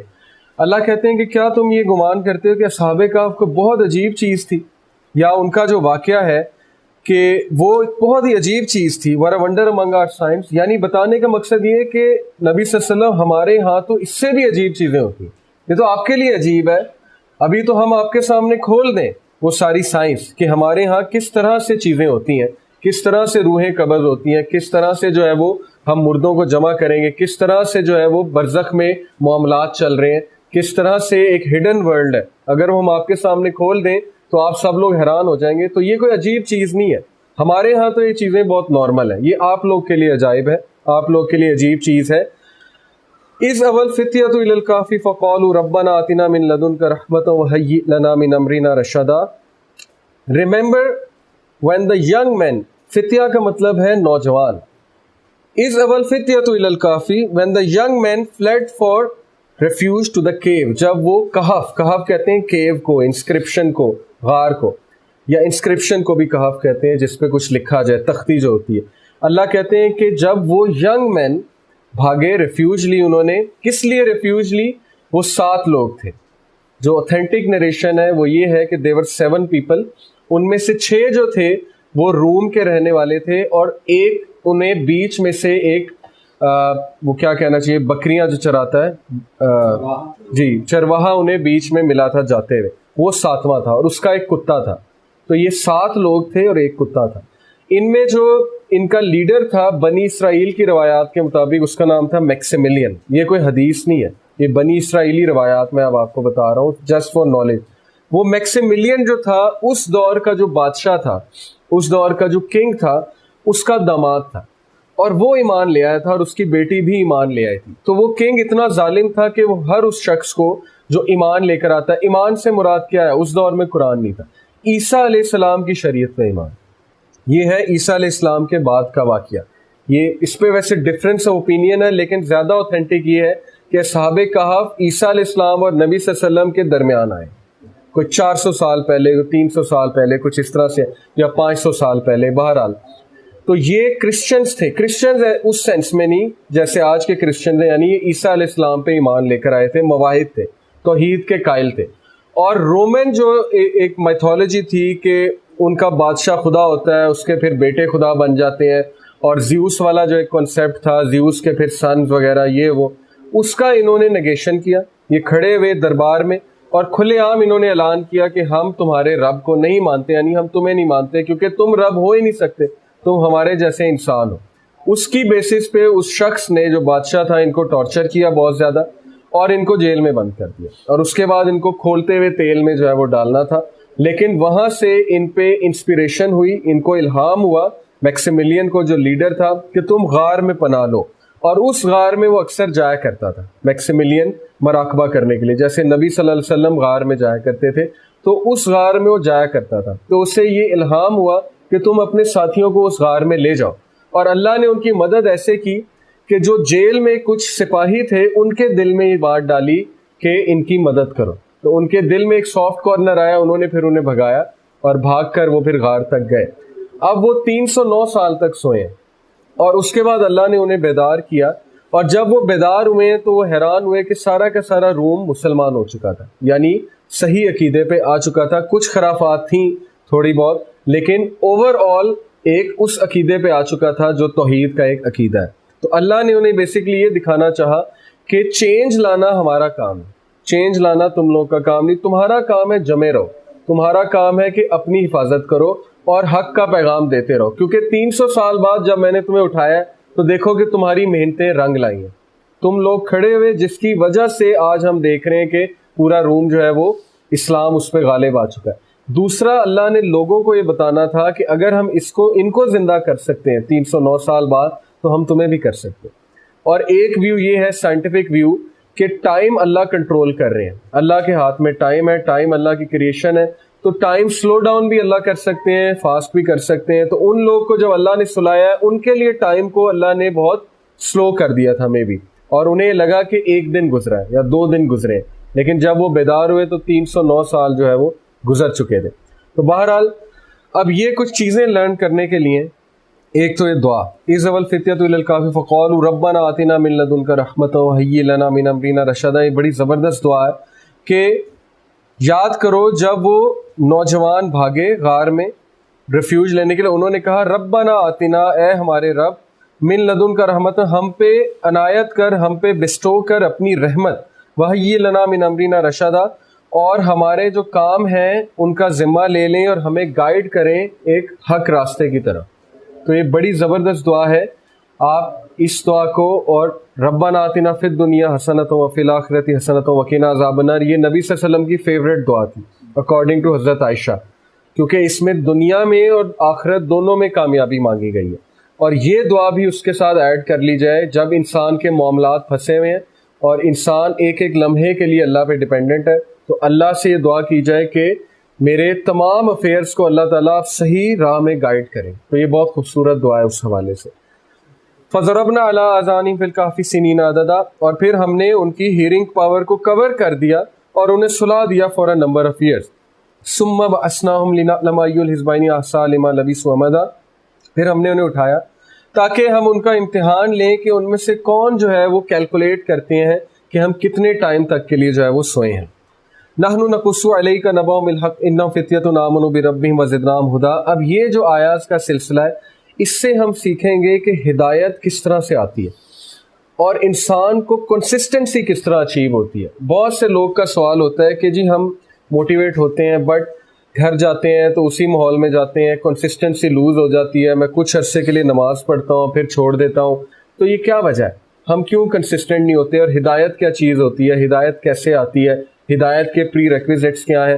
تو ان آیات کا ہم انشاءاللہ انالیسس کرتے ہیں. نحن نقص علیک نبأہم بالحق, اے نبی ہم آپ کو ان کی سٹوری حق کے ساتھ سناتے ہیں. انہم فتیۃ آمنوا بربہم وزدناہم ہدی, وہ تھے نوجوان جنہوں نے اپنے رب پہ جو ایمان لے آئے تھے اور ہم نے انہیں گائیڈنس میں انکریز کیا, ہم نے انہیں گائیڈنس میں وزدناہم ہدی, ہم نے اضافہ کیا ان کی ہدایت میں. یہ پہلی چیز ہے. آگے دیکھتے, وَرَبَطْنَا عَلَىٰ قُلُوبِهِمْ إِذْ قَامُوا فَقَالُوا رَبُّنَا رَبُّ السَّمَاوَاتِ وَالْأَرْضِ لَن نَّدْعُوَ مِن دُونِهِ إِلَٰهًا لَقَدْ قُلْنَا إِذًا شَطَطًا, اور ہم نے ان کے دل قلوبہم مضبوط کر دیے بہت زیادہ, with the light of faith in Allah. اس کی تفسیر میں یہ آتا ہے کہ دل مضبوط ہونے کا مطلب یہ ہے, تفسیر تبری ہے کہ لائٹ آف فیتھ. لائٹ دیکھیں, دل کا معاملہ دماغ کی طرح نہیں ہے. جس طرح ہم بچے کو میتھ سمجھاتے ہیں نا کہ پڑھ لو ری انفورس کرتے ہیں, صبح شام یہ بھی کرو, ہوم ورک بھی کرو, کویسچن بار بار کرو, وہ ہے دماغ کے ساتھ تعلق. ورلڈلی اسٹڈی انجینئرنگ آپ نے کرنی ہے تو ری انفورسمنٹ کرتے ہیں آپ, لیکن دین کا تعلق دل کے ساتھ, ہدایت کا تعلق دل کے ساتھ. ہدایت آپ ری انفورس نہیں کر سکتے کسی کو, یہ ایسے نہیں کر سکتے آپ ہر ایک کو بٹھا کے ہر وقت جو ہے وہ حدیث پڑھاتے رہیں اور ایکسپیکٹ کریں کہ اسے ہدایت آ جائے گی. ہو سکتا ہے آ جائے, لیکن ری انفورسمنٹ کا تعلق تو دماغ کے ساتھ ہے. تو ہمیں یہ سلیبس بناتے ہوئے یہ بڑا خیال رکھنا چاہیے کہ how to change hearts not the mind. Mind خود ہی چینج ہو جائے گا جب دل تبدیل ہوگا. ہر چیز کا تعلق دل کے ساتھ ہے, جب دل تبدیل ہو جائے گا مائنڈ, لیکن دل اللہ کی دو انگلیوں کے درمیان ہے. اب دل کیسے چینج ہوگا, اللہ تعالیٰ نے مضبوط کیا کس طرح, ایمان کی روشنی سے. اس کی تفسیر یہ ہے دل کے مضبوط ہونے کی کہ ایمان ایک روشنی کی طرح ہے اور وہ اللہ طلب والوں کو دیتے ہیں. اللہ کا وعدہ ہے. بہت سے لوگ آپ سے بحث کریں گے کہ وہ دین پہ نہ عمل کرنے کا نا ایک انہوں نے بہانہ بنایا ہوا ہے. ہمارا بھی یہ تھا جب میں یوتھ میں تھا کہ جی everything is so blurred, so confused, یہ فرقہ یہ کہتا ہے, یہ فرقہ یہ کہتا ہے, یہ والا مولوی یہ کہتا ہے, ہر مولوی نے اپنا الگ سے ایک دین بنایا ہوا ہے, تو ہم کیا کریں. یہ ایک بہانہ بنا لیا ہم لوگوں نے دین پہ نہ عمل کرنے کے لیے. نعوذ باللہ, کیا ہم یہ کہنا چاہ رہے ہیں کہ اللہ نے دین کو کلیئر نہیں بنایا؟ اس کا تو مطلب یہی ہے اس بات کا. اگر میں یہ کہوں جی کہ میں کون سی تفسیر پڑھوں, وہ یہ کہتے ہیں, وہ یہ کہتے ہیں, اس کا مطلب ہے میں کہنا یہ چاہ رہا ہوں کہ اللہ نے اتنی ایمبیگوٹی رکھی ہے نعوذ باللہ اپنے دین میں کہ کنفیوز ہو گیا عام آدمی, جبکہ اللہ نے تو ذمہ لیا کہ میں ایمبیگوٹی نہیں آنے دوں گا. یہ ذمہ اللہ نے لیا. پھر ایک ذمہ اللہ نے یہ لیا, سورہ عنکبوت کی آیت نمبر 64 ہے. اللہ نے کہا کہ جو کوئی بھی ہمارے راستے میں جد و جہد کرتا ہے, ہمارا وعدہ ہے ہم اسے گائیڈ کریں گے. سورہ عنکبوت آیت نمبر 64 ہے. تو یہ پھر آیت کہاں گئی؟ اس کا مطلب یہ ہوا کہ ہدایت کا تعلق ہے طلب کے ساتھ. جب تک طلب نہیں ہوگی آپ کو ہدایت کیسے آئے گی؟ ایک شخص جو ہے وہ ہدایت چاہتا ہی نہیں ہے اور وہ آنا ہی نہیں چاہتا اس راستے میں, تو زبردستی تو نہیں ہوتی نا. ہاں کبھی کبھی اللہ کو ایک شخص اتنا پسند آ جاتا ہے, اتنی محبت ہوتی ہے کہ اللہ اسے زبردستی بھی اس طرف لے آتے ہیں, وہ ایک ریئر کیس ہے. لیکن یوزلی یہ ہوتا ہے کہ اس کا تعلق طلب کے ساتھ ہے. ان لوگ کو طلب تھی, they were good observers. اب اس میں پہلی چیز آپ دیکھ لیں کہ گڈ آبزرور ہونا بہت بڑی ایک کوالٹی ہوتی ہے. آبزرور وہی ہوگا جو اپنے آپ کو ٹائم دے گا. جو اپنے آپ کو نہیں ٹائم دے رہا وہ آبزرور کیسے ہوگا؟ وہ پھر ہر وقت پیسہ پیسہ نفسا نفسی سوچ رہا ہے, وہ آبزرو کیسے کرے گا چیزوں کو؟ جو شخص آبزرو کرے گا ایسا ہو ہی نہیں سکتا ہدایت پہ نہ پہنچے, کیونکہ یونیورس نیچرلی آبزرویشن جب کرتے ہیں آپ, نیچرلی یونیورس کی آپ ہدایت کی طرف جاتے ہی جاتے ہیں. اس لیے آبزرویشن بہت ضروری ہے. تو وہ لوگ آبزرور تھے, تو اللہ نے ان کے دل کو مضبوط کر دیا, ایمان کی دولت ان کے دل میں ڈال کے, ایمان کا نور ان کے دل میں ڈال کے. when they stood up, جب وہ کھڑے ہو گئے اور انہوں نے کہا کہ فَقَالُوا رَبُّنَا رَبُّ السَّمَاوَاتِ وَالْأَرْضِ, انہوں نے کہا ہمارا رب تو وہ ہے جس نے آسمانوں اور زمینوں کو بنایا. یہ ہمارا رب ہے. ہمارا رب تم جیسا نہیں ہے جو کھاتا بھی ہے, سوتا بھی ہے, اس میں فالٹس بھی ہیں, اور جو پوری دنیا تو کیا روم کو بھی صحیح سے کنٹرول نہیں کر رہا. تو ہمارا رب تو زمین و آسمانوں کو کنٹرول کرتا ہے. لَن نَدْعُوَ مِن دُونِهِ إِلَٰهًا لَقَدْ قُلْنَا إِذًا شَطَطًا. Our Lord is the Lord of the heavens and never shall be, کبھی بھی ہم نہیں ایک کوتاہی کریں گے کہ اس کے علاوہ کسی اور الہ کو پکاریں, اور اگر ہم نے ایسا یہ کیا تو پھر ہم بہت بڑا ایرر میں ہوں گے. اب کیا ہے تعلق ہدایت کا, میں آپ کو بتاتا ہوں. کنسسٹنسی جو ہے وہ کیسے اچیو ہوتی ہے. دیکھیں کنسسٹنسی اچیو کرنے کے لیے سب سے پہلے آپ کے اندر خود ایک ڈیزائر ہونی چاہیے ٹو بی کنسسٹنٹ. اس کے بعد ایک طلب ہونی چاہیے ہدایت کی کہ میں اللہ یہ کرنا چاہتا ہوں. آپ اللہ کو بس اپنی وہ ڈیزائر شو کر دیں. اس کے بعد آپ کو ہدایت کے چانسز ملیں گے, ہدایت کے راستے کھلیں گے. کیسے کھلیں گے؟ اللہ آپ کے لیے اپرچونیٹیز کھولیں گے. مثال کے طور پہ آپ کو بیٹھے بیٹھے کوئی شخص بتائے گا کہ یار فلانی جگہ قرآن کلاس ہو رہی ہے, آپ نے جوائن کرنی ہے. اب یہ اشارے آ رہے ہیں کہ میرے بندے تم نے مانگا تھا, اب یہ اپرچونیٹیز ہیں, سیکھ کرو. تو جو اپرچونیٹیز لے لے گا وہ ہدایت پا جائے گا, جو اپرچونیٹیز اسکپ کر جائے گا اس کے لیے پھر بڑا مشکل ہو جائے گا. تو آپ اپرچونیٹیز کو دیکھتے رہا کریں کہ کہاں پہ چیریٹی کی اپرچونیٹی آ رہی ہے, اپنی آنکھیں کھولیں, اپنے مائنڈس کو کھولیں. کہاں پہ زکوٰۃ کی اپرچونیٹی اچھی آ رہی ہے, کہاں پہ فلانی چیز کی اپرچونیٹی اچھی آ رہی ہے. جو بندہ اپرچونیٹیز کو کیش کرے گا اس کو اللہ استقامت دیں گے. کیونکہ اصحاب کہف نے اپرچونیٹی کو کیش کیا, اعلان کیا کہ ہم نہیں مانتے تمہیں. جب انہوں نے اعلان کیا تو اللہ کہتے ہیں ہم نے ان کا دل مضبوط کر دیا. تو دل مضبوط تبھی ہوگا جب آپ کچھ ایکشن لیں گے, جب آپ اللہ کو کچھ شو کریں گے, اور پھر ایسا مضبوط ہوگا کہ انسان جو ہے وہ ہدایت پہ آ جائے گا. وہ ایک عالم نے بڑی خوبصورت بات کی, انہوں نے کہا کہ نماز کو اگر آپ نے عادت بنانا ہے تو 30 دن اپنے اوپر جبر کر کے نماز پڑھو, 30 دن نماز کو نہ چھوڑو, اور اس کے بعد نماز آپ کو نہیں چھوڑے گی. یہ بڑی خوبصورت بات ہے کہ 30 دن نماز نہ چھوڑو اور اس کے بعد نماز آپ کو نہیں چھوڑے گی. کیونکہ نماز چیز ہی ایسی ہے کہ انسان کو نہیں چھوڑتی, انسان کو اپنا بنا لیتی ہے, لیکن کچھ دیر آپ کو جبر کرنا پڑے گا اپنے آپ کو ڈسپلن کرنے کے لیے. تو یہ ہدایت کا ایک میکنزم اللہ نے بتایا ہے کہ ہم دل ضرور تمہارا مضبوط کریں گے, لیکن اصحاب کہف جیسی استقامت دکھاؤ اور ذرا اپرچونیٹیز سے فائدہ اٹھانا سیکھو. یہ ہے بیسیکلی ایک میکنزم. ہؤلاء قوم اتخذوا من دونی آلہہ, یہ آیت ہم ذرا اسکپ کرتے ہیں. انہوں نے اب بات گفتگو کر رہے ہیں آپس میں. وہ کنورسیشن میں اکثر یہ بات کرتے ہوتے تھے بیٹھ کر کے ہماری قوم بے وقوف ہے, اپنے ہاتھ سے بت بناتی ہے اور انہی بت کو بیچتی ہے, انہی بت کی جو ہے عبادت کرتی ہے. تو یہ تو بے وقوفی ہے بہت زیادہ. تو یہ کس طرح سے اتنے بے وقوف ہو سکتے ہیں, اور اگر ہم نے ان کا ساتھ دیا تو ہم تو بہت بڑے ظالم ہوں گے. یعنی وہ حق کا ساتھ دینے والے تھے. اگلی آیت میں ہے کہ پھر انہوں نے مشورہ کیا آپس میں, اور میکسیملین جو تھے, یہ حدیث نہیں ہے, بنی اسرائیلی روایت ہے, انہوں نے کہا کہ چونکہ میں جاتا تھا وہاں پہ تو ہم اس غار میں پناہ لیتے ہیں, مجھے الہام ہوا ہے اور اللہ تعالیٰ ضرور تمہارے افیئرس کو ریکٹیفائی کریں گے. تو انہوں نے اللہ سے اچھی امید لگاتے ہوئے ہی ریزورٹڈ ٹو دا کیو. اس کا مطلب یہ ہے کہ فتنوں سے بچنے کے لیے کبھی کبھی آئسولیٹ ہونا پڑے گا. اس کو میں حدیث سے کنیکٹ کرتا ہوں. اگر آپ صحیح بخاری اور مشکات میں چیپٹر ہے کتاب الفتن, صحیح بخاری اور مشکات میں آپ اس کا مطالعہ ایک بار کریں, آپ کو ایسی ایسی حدیث پتہ لگیں گی, آپ حیران ہو جائیں گے کہ یہ بھی حدیث ہے. آپ کو ایسی ایسی باتیں سننے کو ملیں گی, آپ کہیں گے کہ کتنا کلیئر ہے, نبی صلی اللہ علیہ وسلم نے کلیئرلی سولوشن بتایا ہوا. ایک حدیث ہے کہ دجالی دور میں اور قیامت کے نزدیک فتنے اس طرح سے برسیں گے جیسے جو ہے وہ بارش کے قطرے جو ہے وہ برستے ہیں. اس طرح سے, اس میگنیفیکیشن, اس انداز سے وہ فتنے جو ہے آئیں گے. اور ایک حدیث میں آتا ہے کہ دجال کے ظہور کے بعد قیامت کی باقی نشانیاں ایسے پوری ہوں گی جیسے تسبیح میں سے جو ہے وہ دانے گرتے ہیں. یعنی کہ وہ جو ایک تسبیح ٹائپ ایک مالا ہوتی ہے اس میں سے جو ہے وہ دانے گرتے ہیں. اسی لیے آپ لوگ کتاب الفتن کا جب مطالعہ کریں گے اس میں آپ کو ایسی ایسی حدیث ملیں گی کہ نبی صلی اللہ علیہ وسلم نے کہا کہ ایک دور ایسا آئے گا کہ کھڑا ہونے والا جو ہے وہ چلنے والے سے بہتر ہوگا, اور بیٹھنے والا کھڑے ہونے والے سے بہتر ہوگا, اور لیٹنے والا بیٹھنے والے سے بہتر ہوگا. کیا مطلب ہے کہ جتنا آپ ان ایکٹیو ہوں گے اتنا آپ فائدے میں. اب کھڑے ہونے والے سے کھڑا ہونے والا بہتر ہے, چلنے والے سے کیا مراد ہے؟ یعنی وہ ان ایکٹیو ہو گیا, وہ سوسائٹی کا اتنا حصہ نہیں بن رہا. اور جو بیٹھنے والا ہے وہ زیادہ ان ایکٹیو ہے, اور اس سے بھی جو لیٹنے والا ہے سب سے زیادہ ان ایکٹیو ہے, یعنی آئسولیٹڈ ہو جانا. آج آپ دیکھیں کہ شاپنگ مالز جو بنے ہیں, شاپنگ مال میں انسان جائے تو وہاں پہ ایمان جو ہے ڈسٹروائے ہونے کے بڑے چانسز ہوتے ہیں, سارا تزکیہ جو ہے زیرو ہو جاتا ہے. شاپنگ مالز کے بارے میں نبی صلی اللہ علیہ وسلم کی حدیث ہے کہ بے شک مساجد جو ہے اللہ کا گھر ہے اور اللہ کی رحمت وہاں پہ نازل ہوتی ہے, اور جو بازار ہے وہ شیطان کے گھر ہے اور وہاں پہ اللہ کا غضب ہے. اب اللہ کا غضب سے کیا مراد ہے؟ اس کا یہ مطلب نہیں کہ بازار میں جانا ہی نہیں ہے, وہاں اس لیے اللہ کا غضب ہے کیونکہ بازار میں 2 نمبری ہو رہی ہوتی ہے, بہت سا جھوٹ بولا جا رہا ہوتا ہے, وہاں پہ فحاشی ہوتی ہے, عریانی ہوتی ہے, یہ ساری چیزیں. تو اللہ کے نبی نے منع کیا ایسی جگہوں کو وزٹ زیادہ کرنے کے لیے. ہاں کوئی یوز ہے اس کے لیے جایا جا سکتا ہے شاپنگ کے لیے, لیکن اس کے پھر مینرز ہیں. نظروں کو جھکانا، ادھر ادھر نہ دیکھنا، اپنے کام سے کام رکھنا، جھوٹ نہ بولنا، اور بس ایک ڈگنیٹی کے ساتھ واپس آ جانا.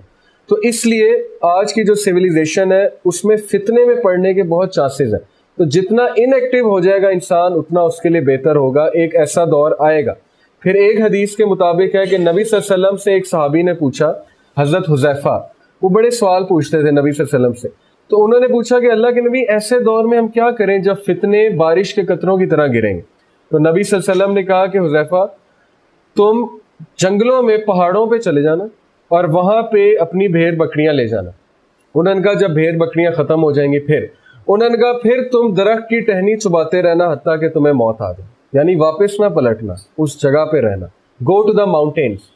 یہ ہے سلوشن کہ آئسولیٹ ہو جانا. ماؤنٹینس کی طرف جانے سے کیا مراد ہے؟ نیچر کی طرف واپس جانا.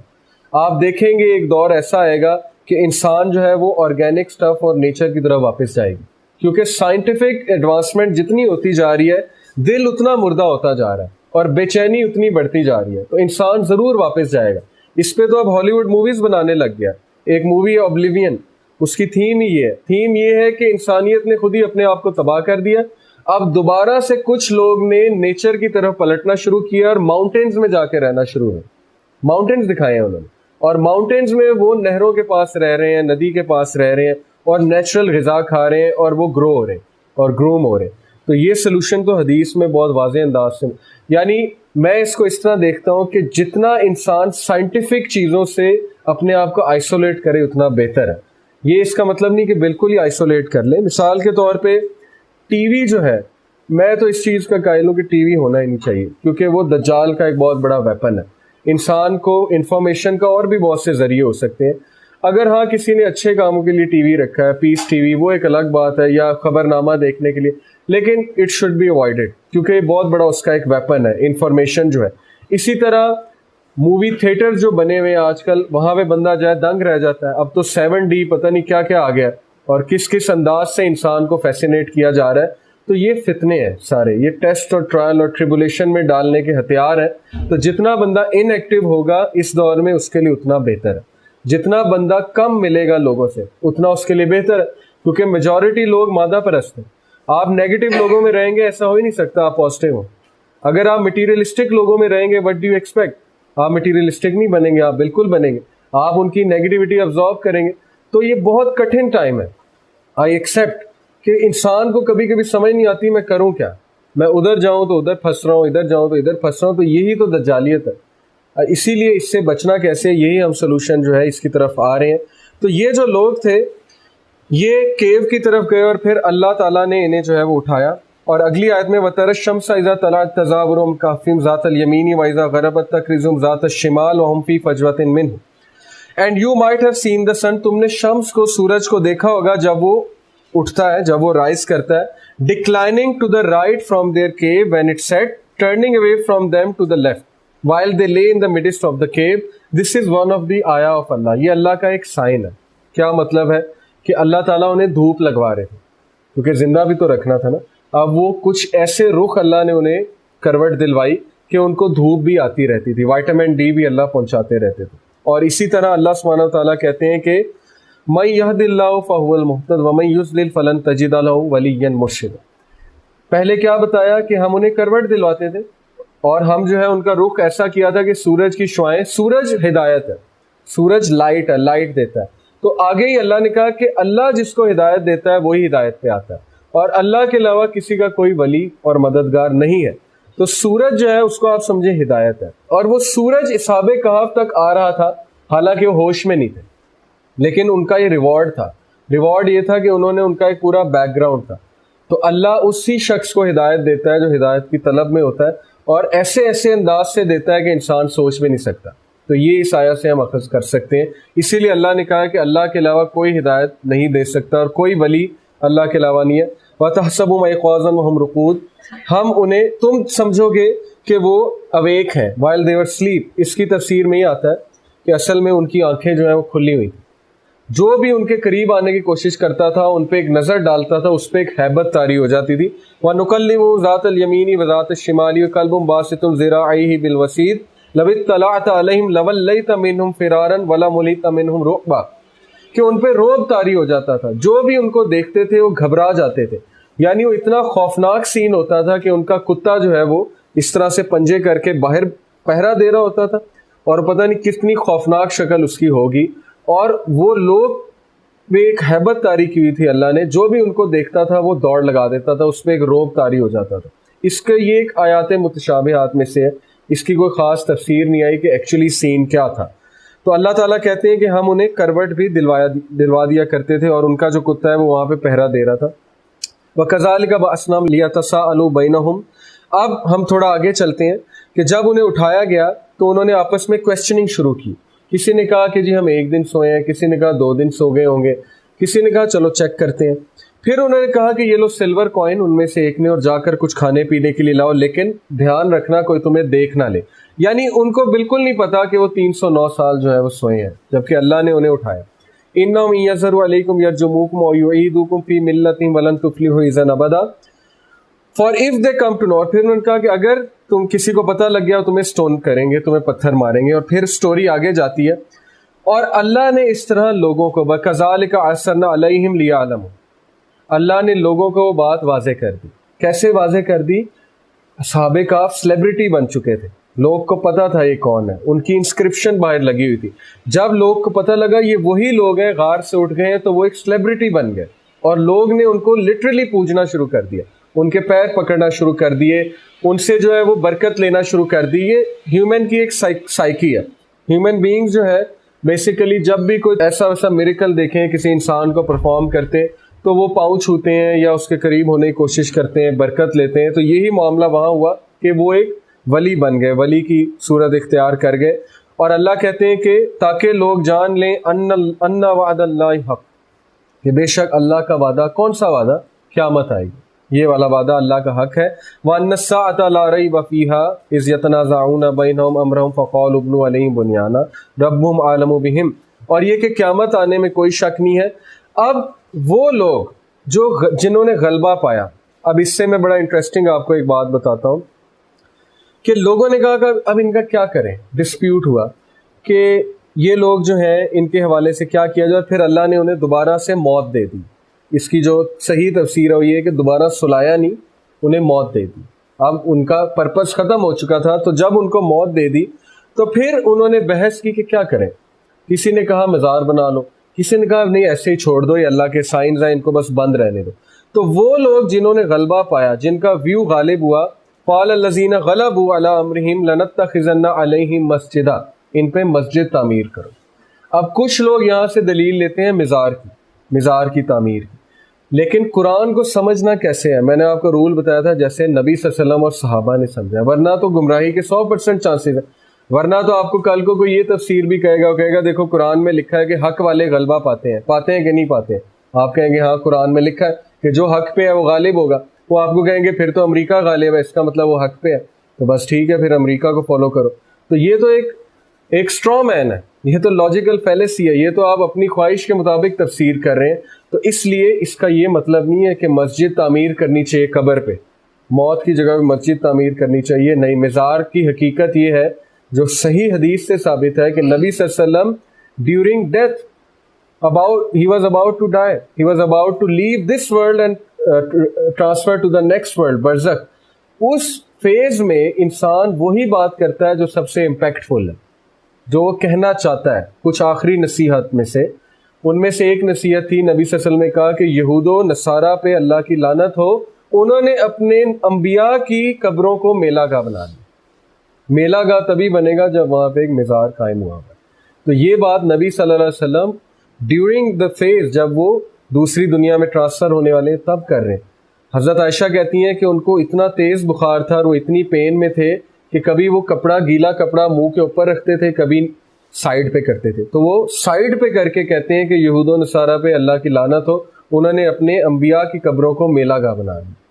پھر نبی صلی اللہ علیہ وسلم نے حضرت علی کو ایک مشن پہ بھیجا یمن میں، اور کہا کہ علی جو قبر تمہیں جو ہے وہ میرے خیال ہے 1.5 فیٹ سے اوپر نظر آئے، اس اتنی لینتھ سے اوپر نظر آئے، اس کو فلیٹ کر دو. جو مزار تمہیں نظر آئے اس کو آپ فلیٹ کر دو. یہ صحیح حدیث ہے، صحیح مسلم کی حدیث ہے. تو اس سے یہ دلیل واضح نہیں ہوتی کہ مزار قائم کرنا چاہیے. اصل میں وہ لوگ یہ کہتے ہیں کہ دیکھو دا ورڈ غلبو، غلبو کا ورڈ ہے کہ غالب ہونے والے، یعنی حق والے. غالب کا مطلب حق والے نہیں ہے، باطل بھی غالب آ سکتا ہے. وہ لوگ جو باطل پہ تھے، جن کا عقیدہ درست نہیں تھا، ان کو تو اپرچونٹی مل گئی پیسہ کمانے کی. انہوں نے کہا کہ چلو مسجد بنا دیتے ہیں تو ہمیں ایک اپرچونٹی مل جائے گی یہ ذرا بزنس کرنے کی بھی. تو اس مائنڈ سیٹ کے لوگ غالب ہو گئے اور انہوں نے کہا ادھر مسجد بنا دو.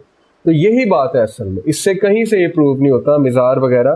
لیکن ایک نیک بزرگ ہے، اس کی اہمیت اپنی جگہ اور اس کی عزت اپنی جگہ، اور اس کے لیے دعا کر سکتے ہیں، اس کی قبر پہ آ کے فاتحہ پڑھ سکتے ہیں، مطلب اس کے لیے دعا کر سکتے ہیں، لیکن اس سے دعا ہم نہیں کر سکتے. یہ جو فیض والا ایک ڈسکشن ہے، یہ ساری چیزیں حدیث سے ثابت نہیں ہے، یہ صوفیز کی اپنی تعلیمات ہیں اور ان کے اپنے ایکسپیرینسز ہیں، اس کا تعلق شریعت سے کوئی نہیں. پھر اللہ تعالیٰ آگے چلتے ہیں تو 22ویں نمبر آیت میں کہتے ہیں کہ کچھ لوگ کہیں گے وہ 3 تھے، کچھ لوگ کہیں گے وہ 4 تھے، چوتھا ان کا کتا تھا، کچھ لوگ کہیں گے 5 تھے، کچھ لوگ کہیں گے 6 تھے، اور وہ لوگ کیا سرائیاں کر رہے ہیں غیب کی باتوں میں. جبکہ کچھ کہیں گے کہ وہ 7 تھے اور آخری ان کا کتا تھا، 8واں ان کا کتا تھا. تو ابن مسعود یا غالباً ابن عباس رضی اللہ عنہ جو مفسر قرآن ہے، ان کا بیان ہے کہ یہ رائے ہے صحیح کہ وہ 7 تھے، کیونکہ اللہ نے اس کو نگیٹ نہیں کیا.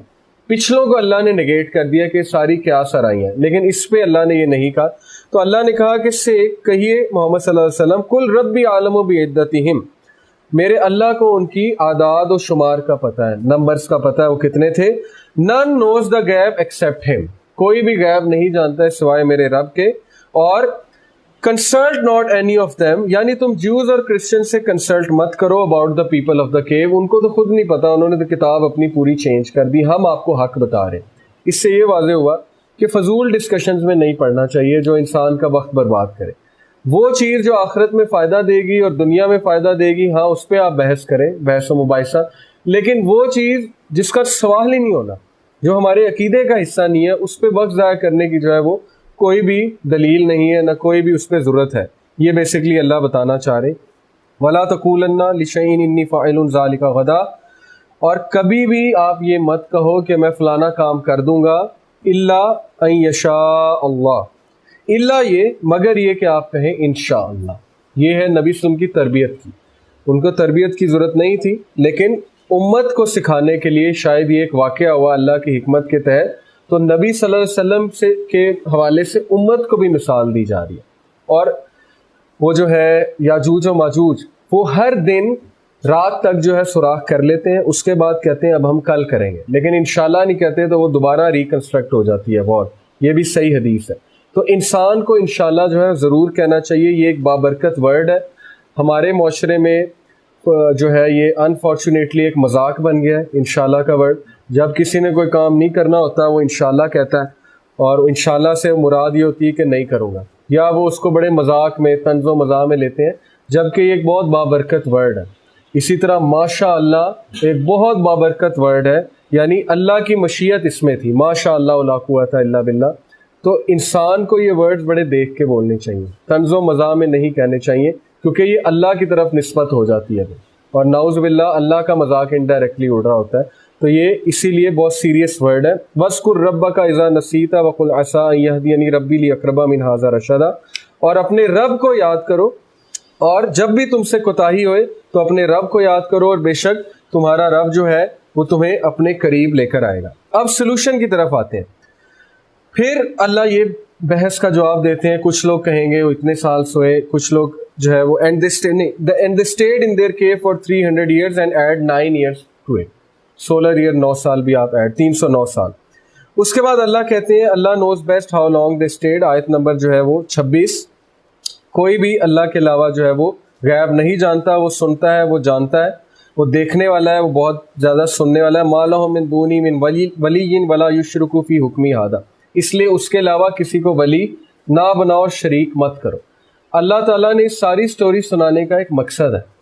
قرآن میں ہر چیز کا مقصد ہے.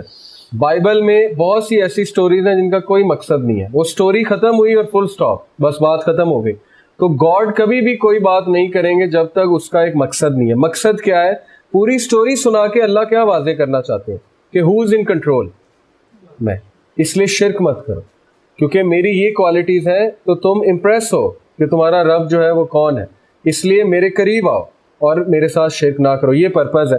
اور میں سننے والا ہوں، میں بہت زیادہ دیکھنے والا ہوں، اس لیے میرے ساتھ جو شرک کرتے ہیں وہ بہت بڑا ظلم کرتے ہیں۔ اور اللہ ولا یشرک فی حکمہ احدا، اپنے حکم میں کسی کو شامل نہیں کرتا۔ تو یہ وہ چیز بھی رد ہو گئی۔ قرآن کہہ رہا ہے اللہ اپنے حکم میں کسی کو شامل نہیں کرتا۔ ہم آج کہتے ہیں کہ اللہ نے جو ہے وہ پتہ نہیں کتب پیدا کیے ہیں، اور وہ کتب ایک ولی کا درجہ اختیار کرتے کرتے کتب بن جاتے ہیں، پھر وہ فرشتوں کی صف میں شامل ہو جاتے ہیں، پھر اللہ ان سے اپنے حکم کے حوالے سے کام لیتا ہے۔ یہ تو ایک بہت فالٹی کنسیپٹ ہے، فالس کنسیپٹ ہے۔ اللہ کہتے ہیں کہ ہم کسی کو اپنی حکومت میں شامل نہیں کرتے۔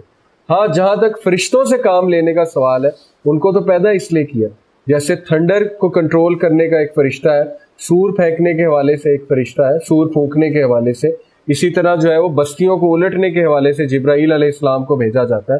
تو اس کا یہ مطلب نہیں اللہ حکومت میں شریک کر رہے، اس کا مطلب یہ ہے کہ اللہ نے کام لینا ہے، ایک نظام ہے اللہ کا، اور وہ کام اللہ ان سے لیتے ہیں، خود بھی کر سکتے ہیں، لیکن اللہ انسانیت کو یہ ٹیچ کرنا چاہتے ہیں کہ if I being so perfect, اگر میں کام لے رہا ہوں تو تم لوگ کبھی بھی اپنے آپ کو یہ مت سمجھو کہ سنگل ہینڈیڈلی تم ہر چیز جو ہے وہ کر لو گے۔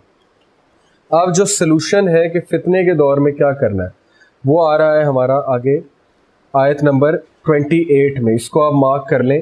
وَاصْبِرْ نَفْسَكَ مَعَ الَّذِينَ يَدْعُونَ رَبَّهُمْ بِالْغَدَاوَةِ وَالْعَشِيِّ يُرِيدُونَ وَجْهَهُ وَلَا تَعْدُ عَيْنَاكَ عَنْهُمْ تُرِيدُ زِينَةَ الْحَيَاةِ الدُّنْيَا وَلَا تُطِعْ مَنْ أَغْفَلْنَا قَلْبَهُ عَنْ ذِكْرِنَا وَاتَّبَعَ هَوَاهُ وَكَانَ أَمْرُهُ فُرُطًا۔ دیکھیں دجال کے دور میں فتنے بہت زیادہ ہوں گے، میں آپ کو بتا چکا ہوں۔ اللہ سلوشن ایک یہ بتا رہے ہیں کہ اس دور میں باطل خداؤں کو پہچاننا، باطل خدا کو انسان تبھی پہچانے گا جب حق والے خدا کی پہچان ہوگی، تبھی ریکگنائز کرے گا نا۔ جب ایک صحیح کرائٹیریا آپ کے سامنے ہے تبھی آپ غلط کرائٹیریا کو ڈیفائن کرتے ہیں۔ تو صحیح خدا کی پہچان ہے علم کے ساتھ۔ جو شخص اللہ کو جتنا پہچانتا ہے، جتنا اللہ کے بارے میں جانتا ہے، جتنا اللہ کی قربت حاصل ہے اسے، جتنا وہ اللہ کے قرآن کے قریب ہے، اتنا چانس ہے کہ وہ فتنے سے بچ جائے گا، اور جتنا اللہ سے دور ہے اتنا چانس ہے وہ فتنے میں پھنس جائے گا۔ تو پہلی چیز نالج آف اللہ، دوسری چیز ہے کہ اپنے دور کے باطل خداؤں کو پہچانو۔ اب آئیڈل ورشپنگ آلموسٹ ختم ہو گئی ہے، سورج چاند کی ورشپ نہیں ہوتی۔ اس دور میں مٹیریلزم ایک بہت بڑا گاڈ ہے، فالس گاڈ ہے، تو آپ پہچانیں مٹیریلزم کو۔ اللہ نے کہا کیا تم نے اس شخص کو دیکھا جس نے اپنی خواہشات کو اپنا خدا بنا لیا، اپنے نفس کو؟ تو یہ ایج خواہشات کی ایج ہے، ڈیزائرز کی ایج ہے۔ تو اس گاڈ کو ہم نے ریکگنائز کرنا ہے، اس فالس گاڈ کو۔ اور کب کریں گے؟ جب اصل گاڈ کا پتہ ہے کہ نہیں اصل گاڈ ایسا ہے، فالس گاڈ یہ ہے۔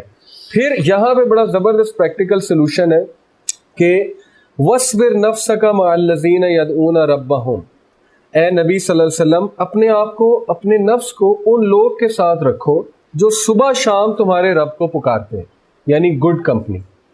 اگر آپ کی کمپنی اچھی نہیں ہے تو فتنے میں پڑنے کے چانسز بڑھ جاتے ہیں بہت زیادہ۔ ایسا ہو ہی نہیں سکتا آپ کمپنی سے انسپائر نہ ہو۔ تو ایسے لوگ کے ساتھ رکھو جو بیلنسڈ لوگ ہیں، جو فکر آخرت بھی رکھتے ہیں، جو دنیاوی کام بھی کرتے ہیں، جو بڑے بیلنسڈ مزاج کے لوگ ہیں۔ وہ آپ کو سکھائیں گے بھی، آپ کی پرسنالٹی بھی گروم ہوگی، ساتھ ساتھ خدا خوفی بھی آئے گی۔ اب مثال کے طور پہ اسکل کا ماشاء اللہ آپ انوائرمنٹ دیکھیں، میں آپ کو بتانا چاہوں گا کہ ہمارے ہاں ایسے ٹیچرز ہیں جو ایک دوسرے کو کریکٹ کرتے ہیں جب گوسپنگ ہو رہی ہو۔ ہماری ایک بار سٹاف روم میں بات ہو رہی تھی تو کسی ٹیچر پہ ڈسکشن چلی گئی، تو ایک ٹیچر نے کہا کہ آپ کو نہیں لگتا ہم بیک بائٹنگ کر رہے ہیں، گوسپنگ کر رہے ہیں، تو ایک گناہ ہے، تو چھوڑو اللہ پہ معاملہ چھوڑو۔ یعنی آپ سوچ سکتے ہیں آج کے دور میں اس طرح کے سٹاف رومز بھی ہیں، یعنی میجورٹی آفیسز میں تو گوسپنگ ہو رہی ہوتی ہے اور ایک بندے کا کریکٹر اسیسینیشن ہو رہی ہوتی ہے، تو ایسے لوگ موجود ہیں۔ تو ایسے لوگ کے ساتھ لگانا چاہیے نا اپنے آپ کو، تاکہ ہم فتنوں سے محفوظ رہیں، جو ہمیں اچھائی پیدا کریں، ہمیں اچھائی کی طرف موٹیویٹ کریں۔ تو ایسے بہت سے لوگ مل جائیں گے آپ کو، بلکہ اللہ خود جوڑ دیں گے آپ کے ساتھ۔ یہ تو زندگی کا تجربہ ہے، نبی صلی اللہ علیہ وسلم کو آئسولیٹ تو نہیں کیا اللہ نے، ایسے لوگ جوڑ دیے جو انہی کی سوچ کے تھے اور جو ان سے محبت کرتے تھے شدید اور ان کی مدد کرتے تھے۔ تو وہ اللہ کا کام ہے، اللہ آپ کو جوڑ دیں گے ایسے لوگ کے ساتھ۔ اور پھر اللہ نے کہا بالغداوتی والعشی یریدون وجہہ ولا تعد عیناک عنہم ترید زینۃ الحیات الدنیا، اور جو صبح شام اپنے رب کے چہرے کو جو ہے وہ پکڑتے ہیں، اور مت جائیں تمہاری آنکھیں ان لوگ کی طرف جن کو جو کھپ چکے ہیں glitter of the world, pomp and glitter of the world, ان کی طرف مت جاؤ, ان سے امپریس مت ہو, کیونکہ وہ لوگ ڈسیوڈ ہیں, وہ تو دجالی فتنے میں انوالوڈ ہیں. ان بیچاروں کو پتہ ہی نہیں کہ وہ لوگ جو ہے ایک بہت بڑی مصیبت میں ہیں اور وہ بہت بڑے فتنے میں ہیں, لیکن وہ یہ سمجھ رہے ہیں ہم بہت کامیاب ہیں. یہی تو فتنہ ہے. یہ آخری آیات میں بھی یہ تھیم مینشنڈ ہے. اللہ کہتے ہیں کہ کیا میں تمہیں بتاؤں کہ سب سے زیادہ خسارے میں کون ہے؟ وہ ہے جو یہ سمجھتا ہے کہ میں تو بڑا اچھا کام کر رہا ہوں, ساری عمر وہ دولت جمع کرتا ہے, اولاد کو پڑھاتا ہے, کہتا ہے میں سیلف میڈ ہوں, میں نے یہ کیا, میں نے وہ کیا, لیکن اصل میں وہ لاس میں ہے. اصل میں وہ لاس میں اس لیے کیونکہ نہ تو اس نے اولاد کی اس طرح سے تربیت کی, اگر ایمان ہی نہیں ڈالا اولاد کے دل میں تو پھر کیا اچیو کیا؟ پھر تو کچھ بھی نہیں کیا. اور پھر جب اس شخص کی موت آتی ہے خدا نخواستہ, تو پھر وہ پھنس جاتا ہے اور وہ احساس اسے ہوتا ہے کہ میں نے تو کیا ہی کچھ نہیں. تو یہی دجل ہے. تو اللہ کہتے ہیں ان لوگ کے ساتھ مت رکھو اپنے آپ کو, کیونکہ وہ لوگ آلریڈی ڈسیوڈ ہیں, ان کے لیے دعا کرو. اور اگر ان کے ساتھ رہو گے تو پھر وہ تم لوگ کو اپنے اس جال میں یا اپنے ایک انفلوئنشل سرکل میں انوالو کر لیں گے اور تم بھی انفلوئنس ہو جاؤ گے. تو یہ ایک بہت پریکٹیکل سلوشن ہے میرے نزدیک. اگر ہم لوگ نے فتنوں سے بچنا ہے تو ہمیں اپنی کمپنی کو دیکھنا پڑے گا, اور ہمیں جو ہے اس کا یہ مطلب نہیں قطع تعلقی کر دیں.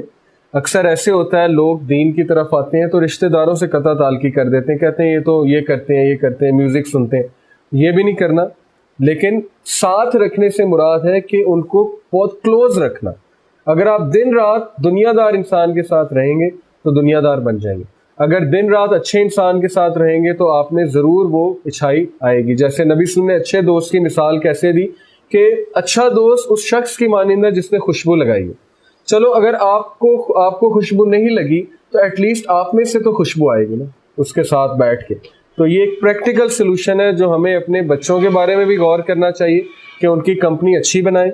اور اسی لیے اسلامک اسکول اس لحاظ سے بہت سیف ہے کہ چلو تھوڑی بہت غلطیاں تو ہر جگہ ہوتی ہیں, لیکن ایٹ لیسٹ یہاں پہ ایمان تو محفوظ ہے, ایٹ لیسٹ یہاں گناہ کے چانسز تو نہیں ہے نا, ایٹ لیسٹ یہاں پہ کوئی ایجوکیشن تو نہیں ہے, ایٹ لیسٹ یہاں پہ جو ہے کانسرٹ تو نہیں ہو رہے, ایٹ لیسٹ یہاں پہ کوئی حرام ایکٹیویٹیز تو نہیں ہو رہی نا. باقی ہر بچہ مومن بن جائے اللہ کا شکر ہے, لیکن ہدایت تو اللہ کے ہاتھ میں ہے. ہم زبردستی بھی نہیں کر سکتے ہر بچے پہ. کچھ ہدایت جلدی پکڑ لیں گے, کچھ کو زندگی میں کبھی جا کے یاد آئے گا کہ یہ چیزیں میں نے سیکھی ہوئی تھی اور یہ میں نے بڑی اچھی چیزیں سیکھی تھی, اس کو وہ تب ہیلپ کریں گی. تو اس لیے اچھی کمپنی میں رکھنا, اچھے اسکول میں کرانا, اچھے دوست چوز کرنا اور ہائر ویلیوز کی باتیں کرنا محفلوں میں بیٹھ کے, یہ بڑی ایک اچھی چیز ہوتی ہے. اور فتنے کے دور میں میں ایک بھی آپ کو بات بتا دوں, آخری بات, کہ ایک اسکالر کو میں نے سنا, انہوں نے بڑی خوبصورت بات کی. انہوں نے کہا کہ سپوز ایک کمرہ ہے, اس کمرے میں شدید بدبو ہے, گٹر کی بدبو آ رہی ہے. اب آپ اس کمرے سے نہیں نکل سکتے. دو ہی حل ہے, نکلنا حل نہیں ہے کیونکہ you can not go out, آپ اس کمرے کا حصہ ہے. دو حل ہے, ایک یہ کہ آپ فیس ماسک لگا لو, دوسرا حل ہے کہ آپ ایئر فریشنر چھڑک دو. تو وہ کہتے ہیں کچھ لوگ میں اتنی سکت ہوتی ہے, وہ موسیٰ علیہ السلام کی طرح ہوتے ہیں کہ وہ ایئر فریشنر چھڑکتے ہیں. ایئر فریشنر چھڑکنے سے کیا مراد ہے کہ وہ اپنی خوشبو سے اور ان کے پاس جو دولت ہے ایمان کی, اس سے اس بدبو کو ختم کرتے ہیں, انسپائر کرتے ہیں دوسروں کو, پازیٹیو چینج لاتے ہیں. ایک ہوتے ہیں جو اتنے دائز نہیں ہوتے, ایکسٹروورٹ نہیں ہوتے, وہ کیا کرتے ہیں, حفاظت کرتے ہیں, پروٹیکٹیو میجرز, وہ فیس ماسک پہنتے ہیں. تو یہی دو سلوشن ہے ہمارے لیے بھی اس فتنے کے دور میں. یا آپ لوگ فیس ماسک پہن لیں کیونکہ سوسائٹی گندی ہے, سوسائٹی جو ہے اس میں برے لوگ بھی رہیں گے, اس میں برائی بھی رہے گی. برائی اور برے لوگ کانسٹنٹ ہیں, وہ تا قیامت رہیں گے, وہ شروع سے لے کے اینڈ تک ہے. اس لیے ہر بار اگر ہم اپنے بچوں کو آئسولیٹ کر لیں گے اور کمرے میں بند کر دیں گے تو یہ کوئی پریکٹیکل سلوشن تو نہیں ہے نا. ہم نے انہیں چھوڑنا ہے, ایک وقت آئے گا انہیں خود ڈیسیژن میکر بنانا ہے. تو آپ انہیں پروٹیکٹیو میجر سکھا دیں کہ بیٹا اس طرح حفاظت کر سکتے ہیں. اگر چلو آپ کو ایجوکیشن میں پڑھ بھی رہے ہیں کیونکہ کوئی چوائس نہیں ہے, تو یہ پروٹیکٹیو میجر ہے. یا وہ بندہ موسیٰ علیہ السلام بن جائے اور ادھر جا کے تہلکہ مچا دے اور ایئر فریشنر چھڑکنے لگ جائے اور لوگوں کو انسپائر کر دے اور لوگ پریشان ہو جائیں کون آ گیا, یعنی اس ایک بندے نے تہلکہ مچا دیا پوری محفل میں. تو یہ دونوں سلوشن ہے. اب آپ کے پاس کیا ہے, آپ میں کون سی کوالٹی ہے, آپ خود اس پہ سوچ لیں. انشاءاللہ پھر نیکسٹ ویک ہم مزید اس کو آگے لے کر جائیں گے. جزاک اللہ.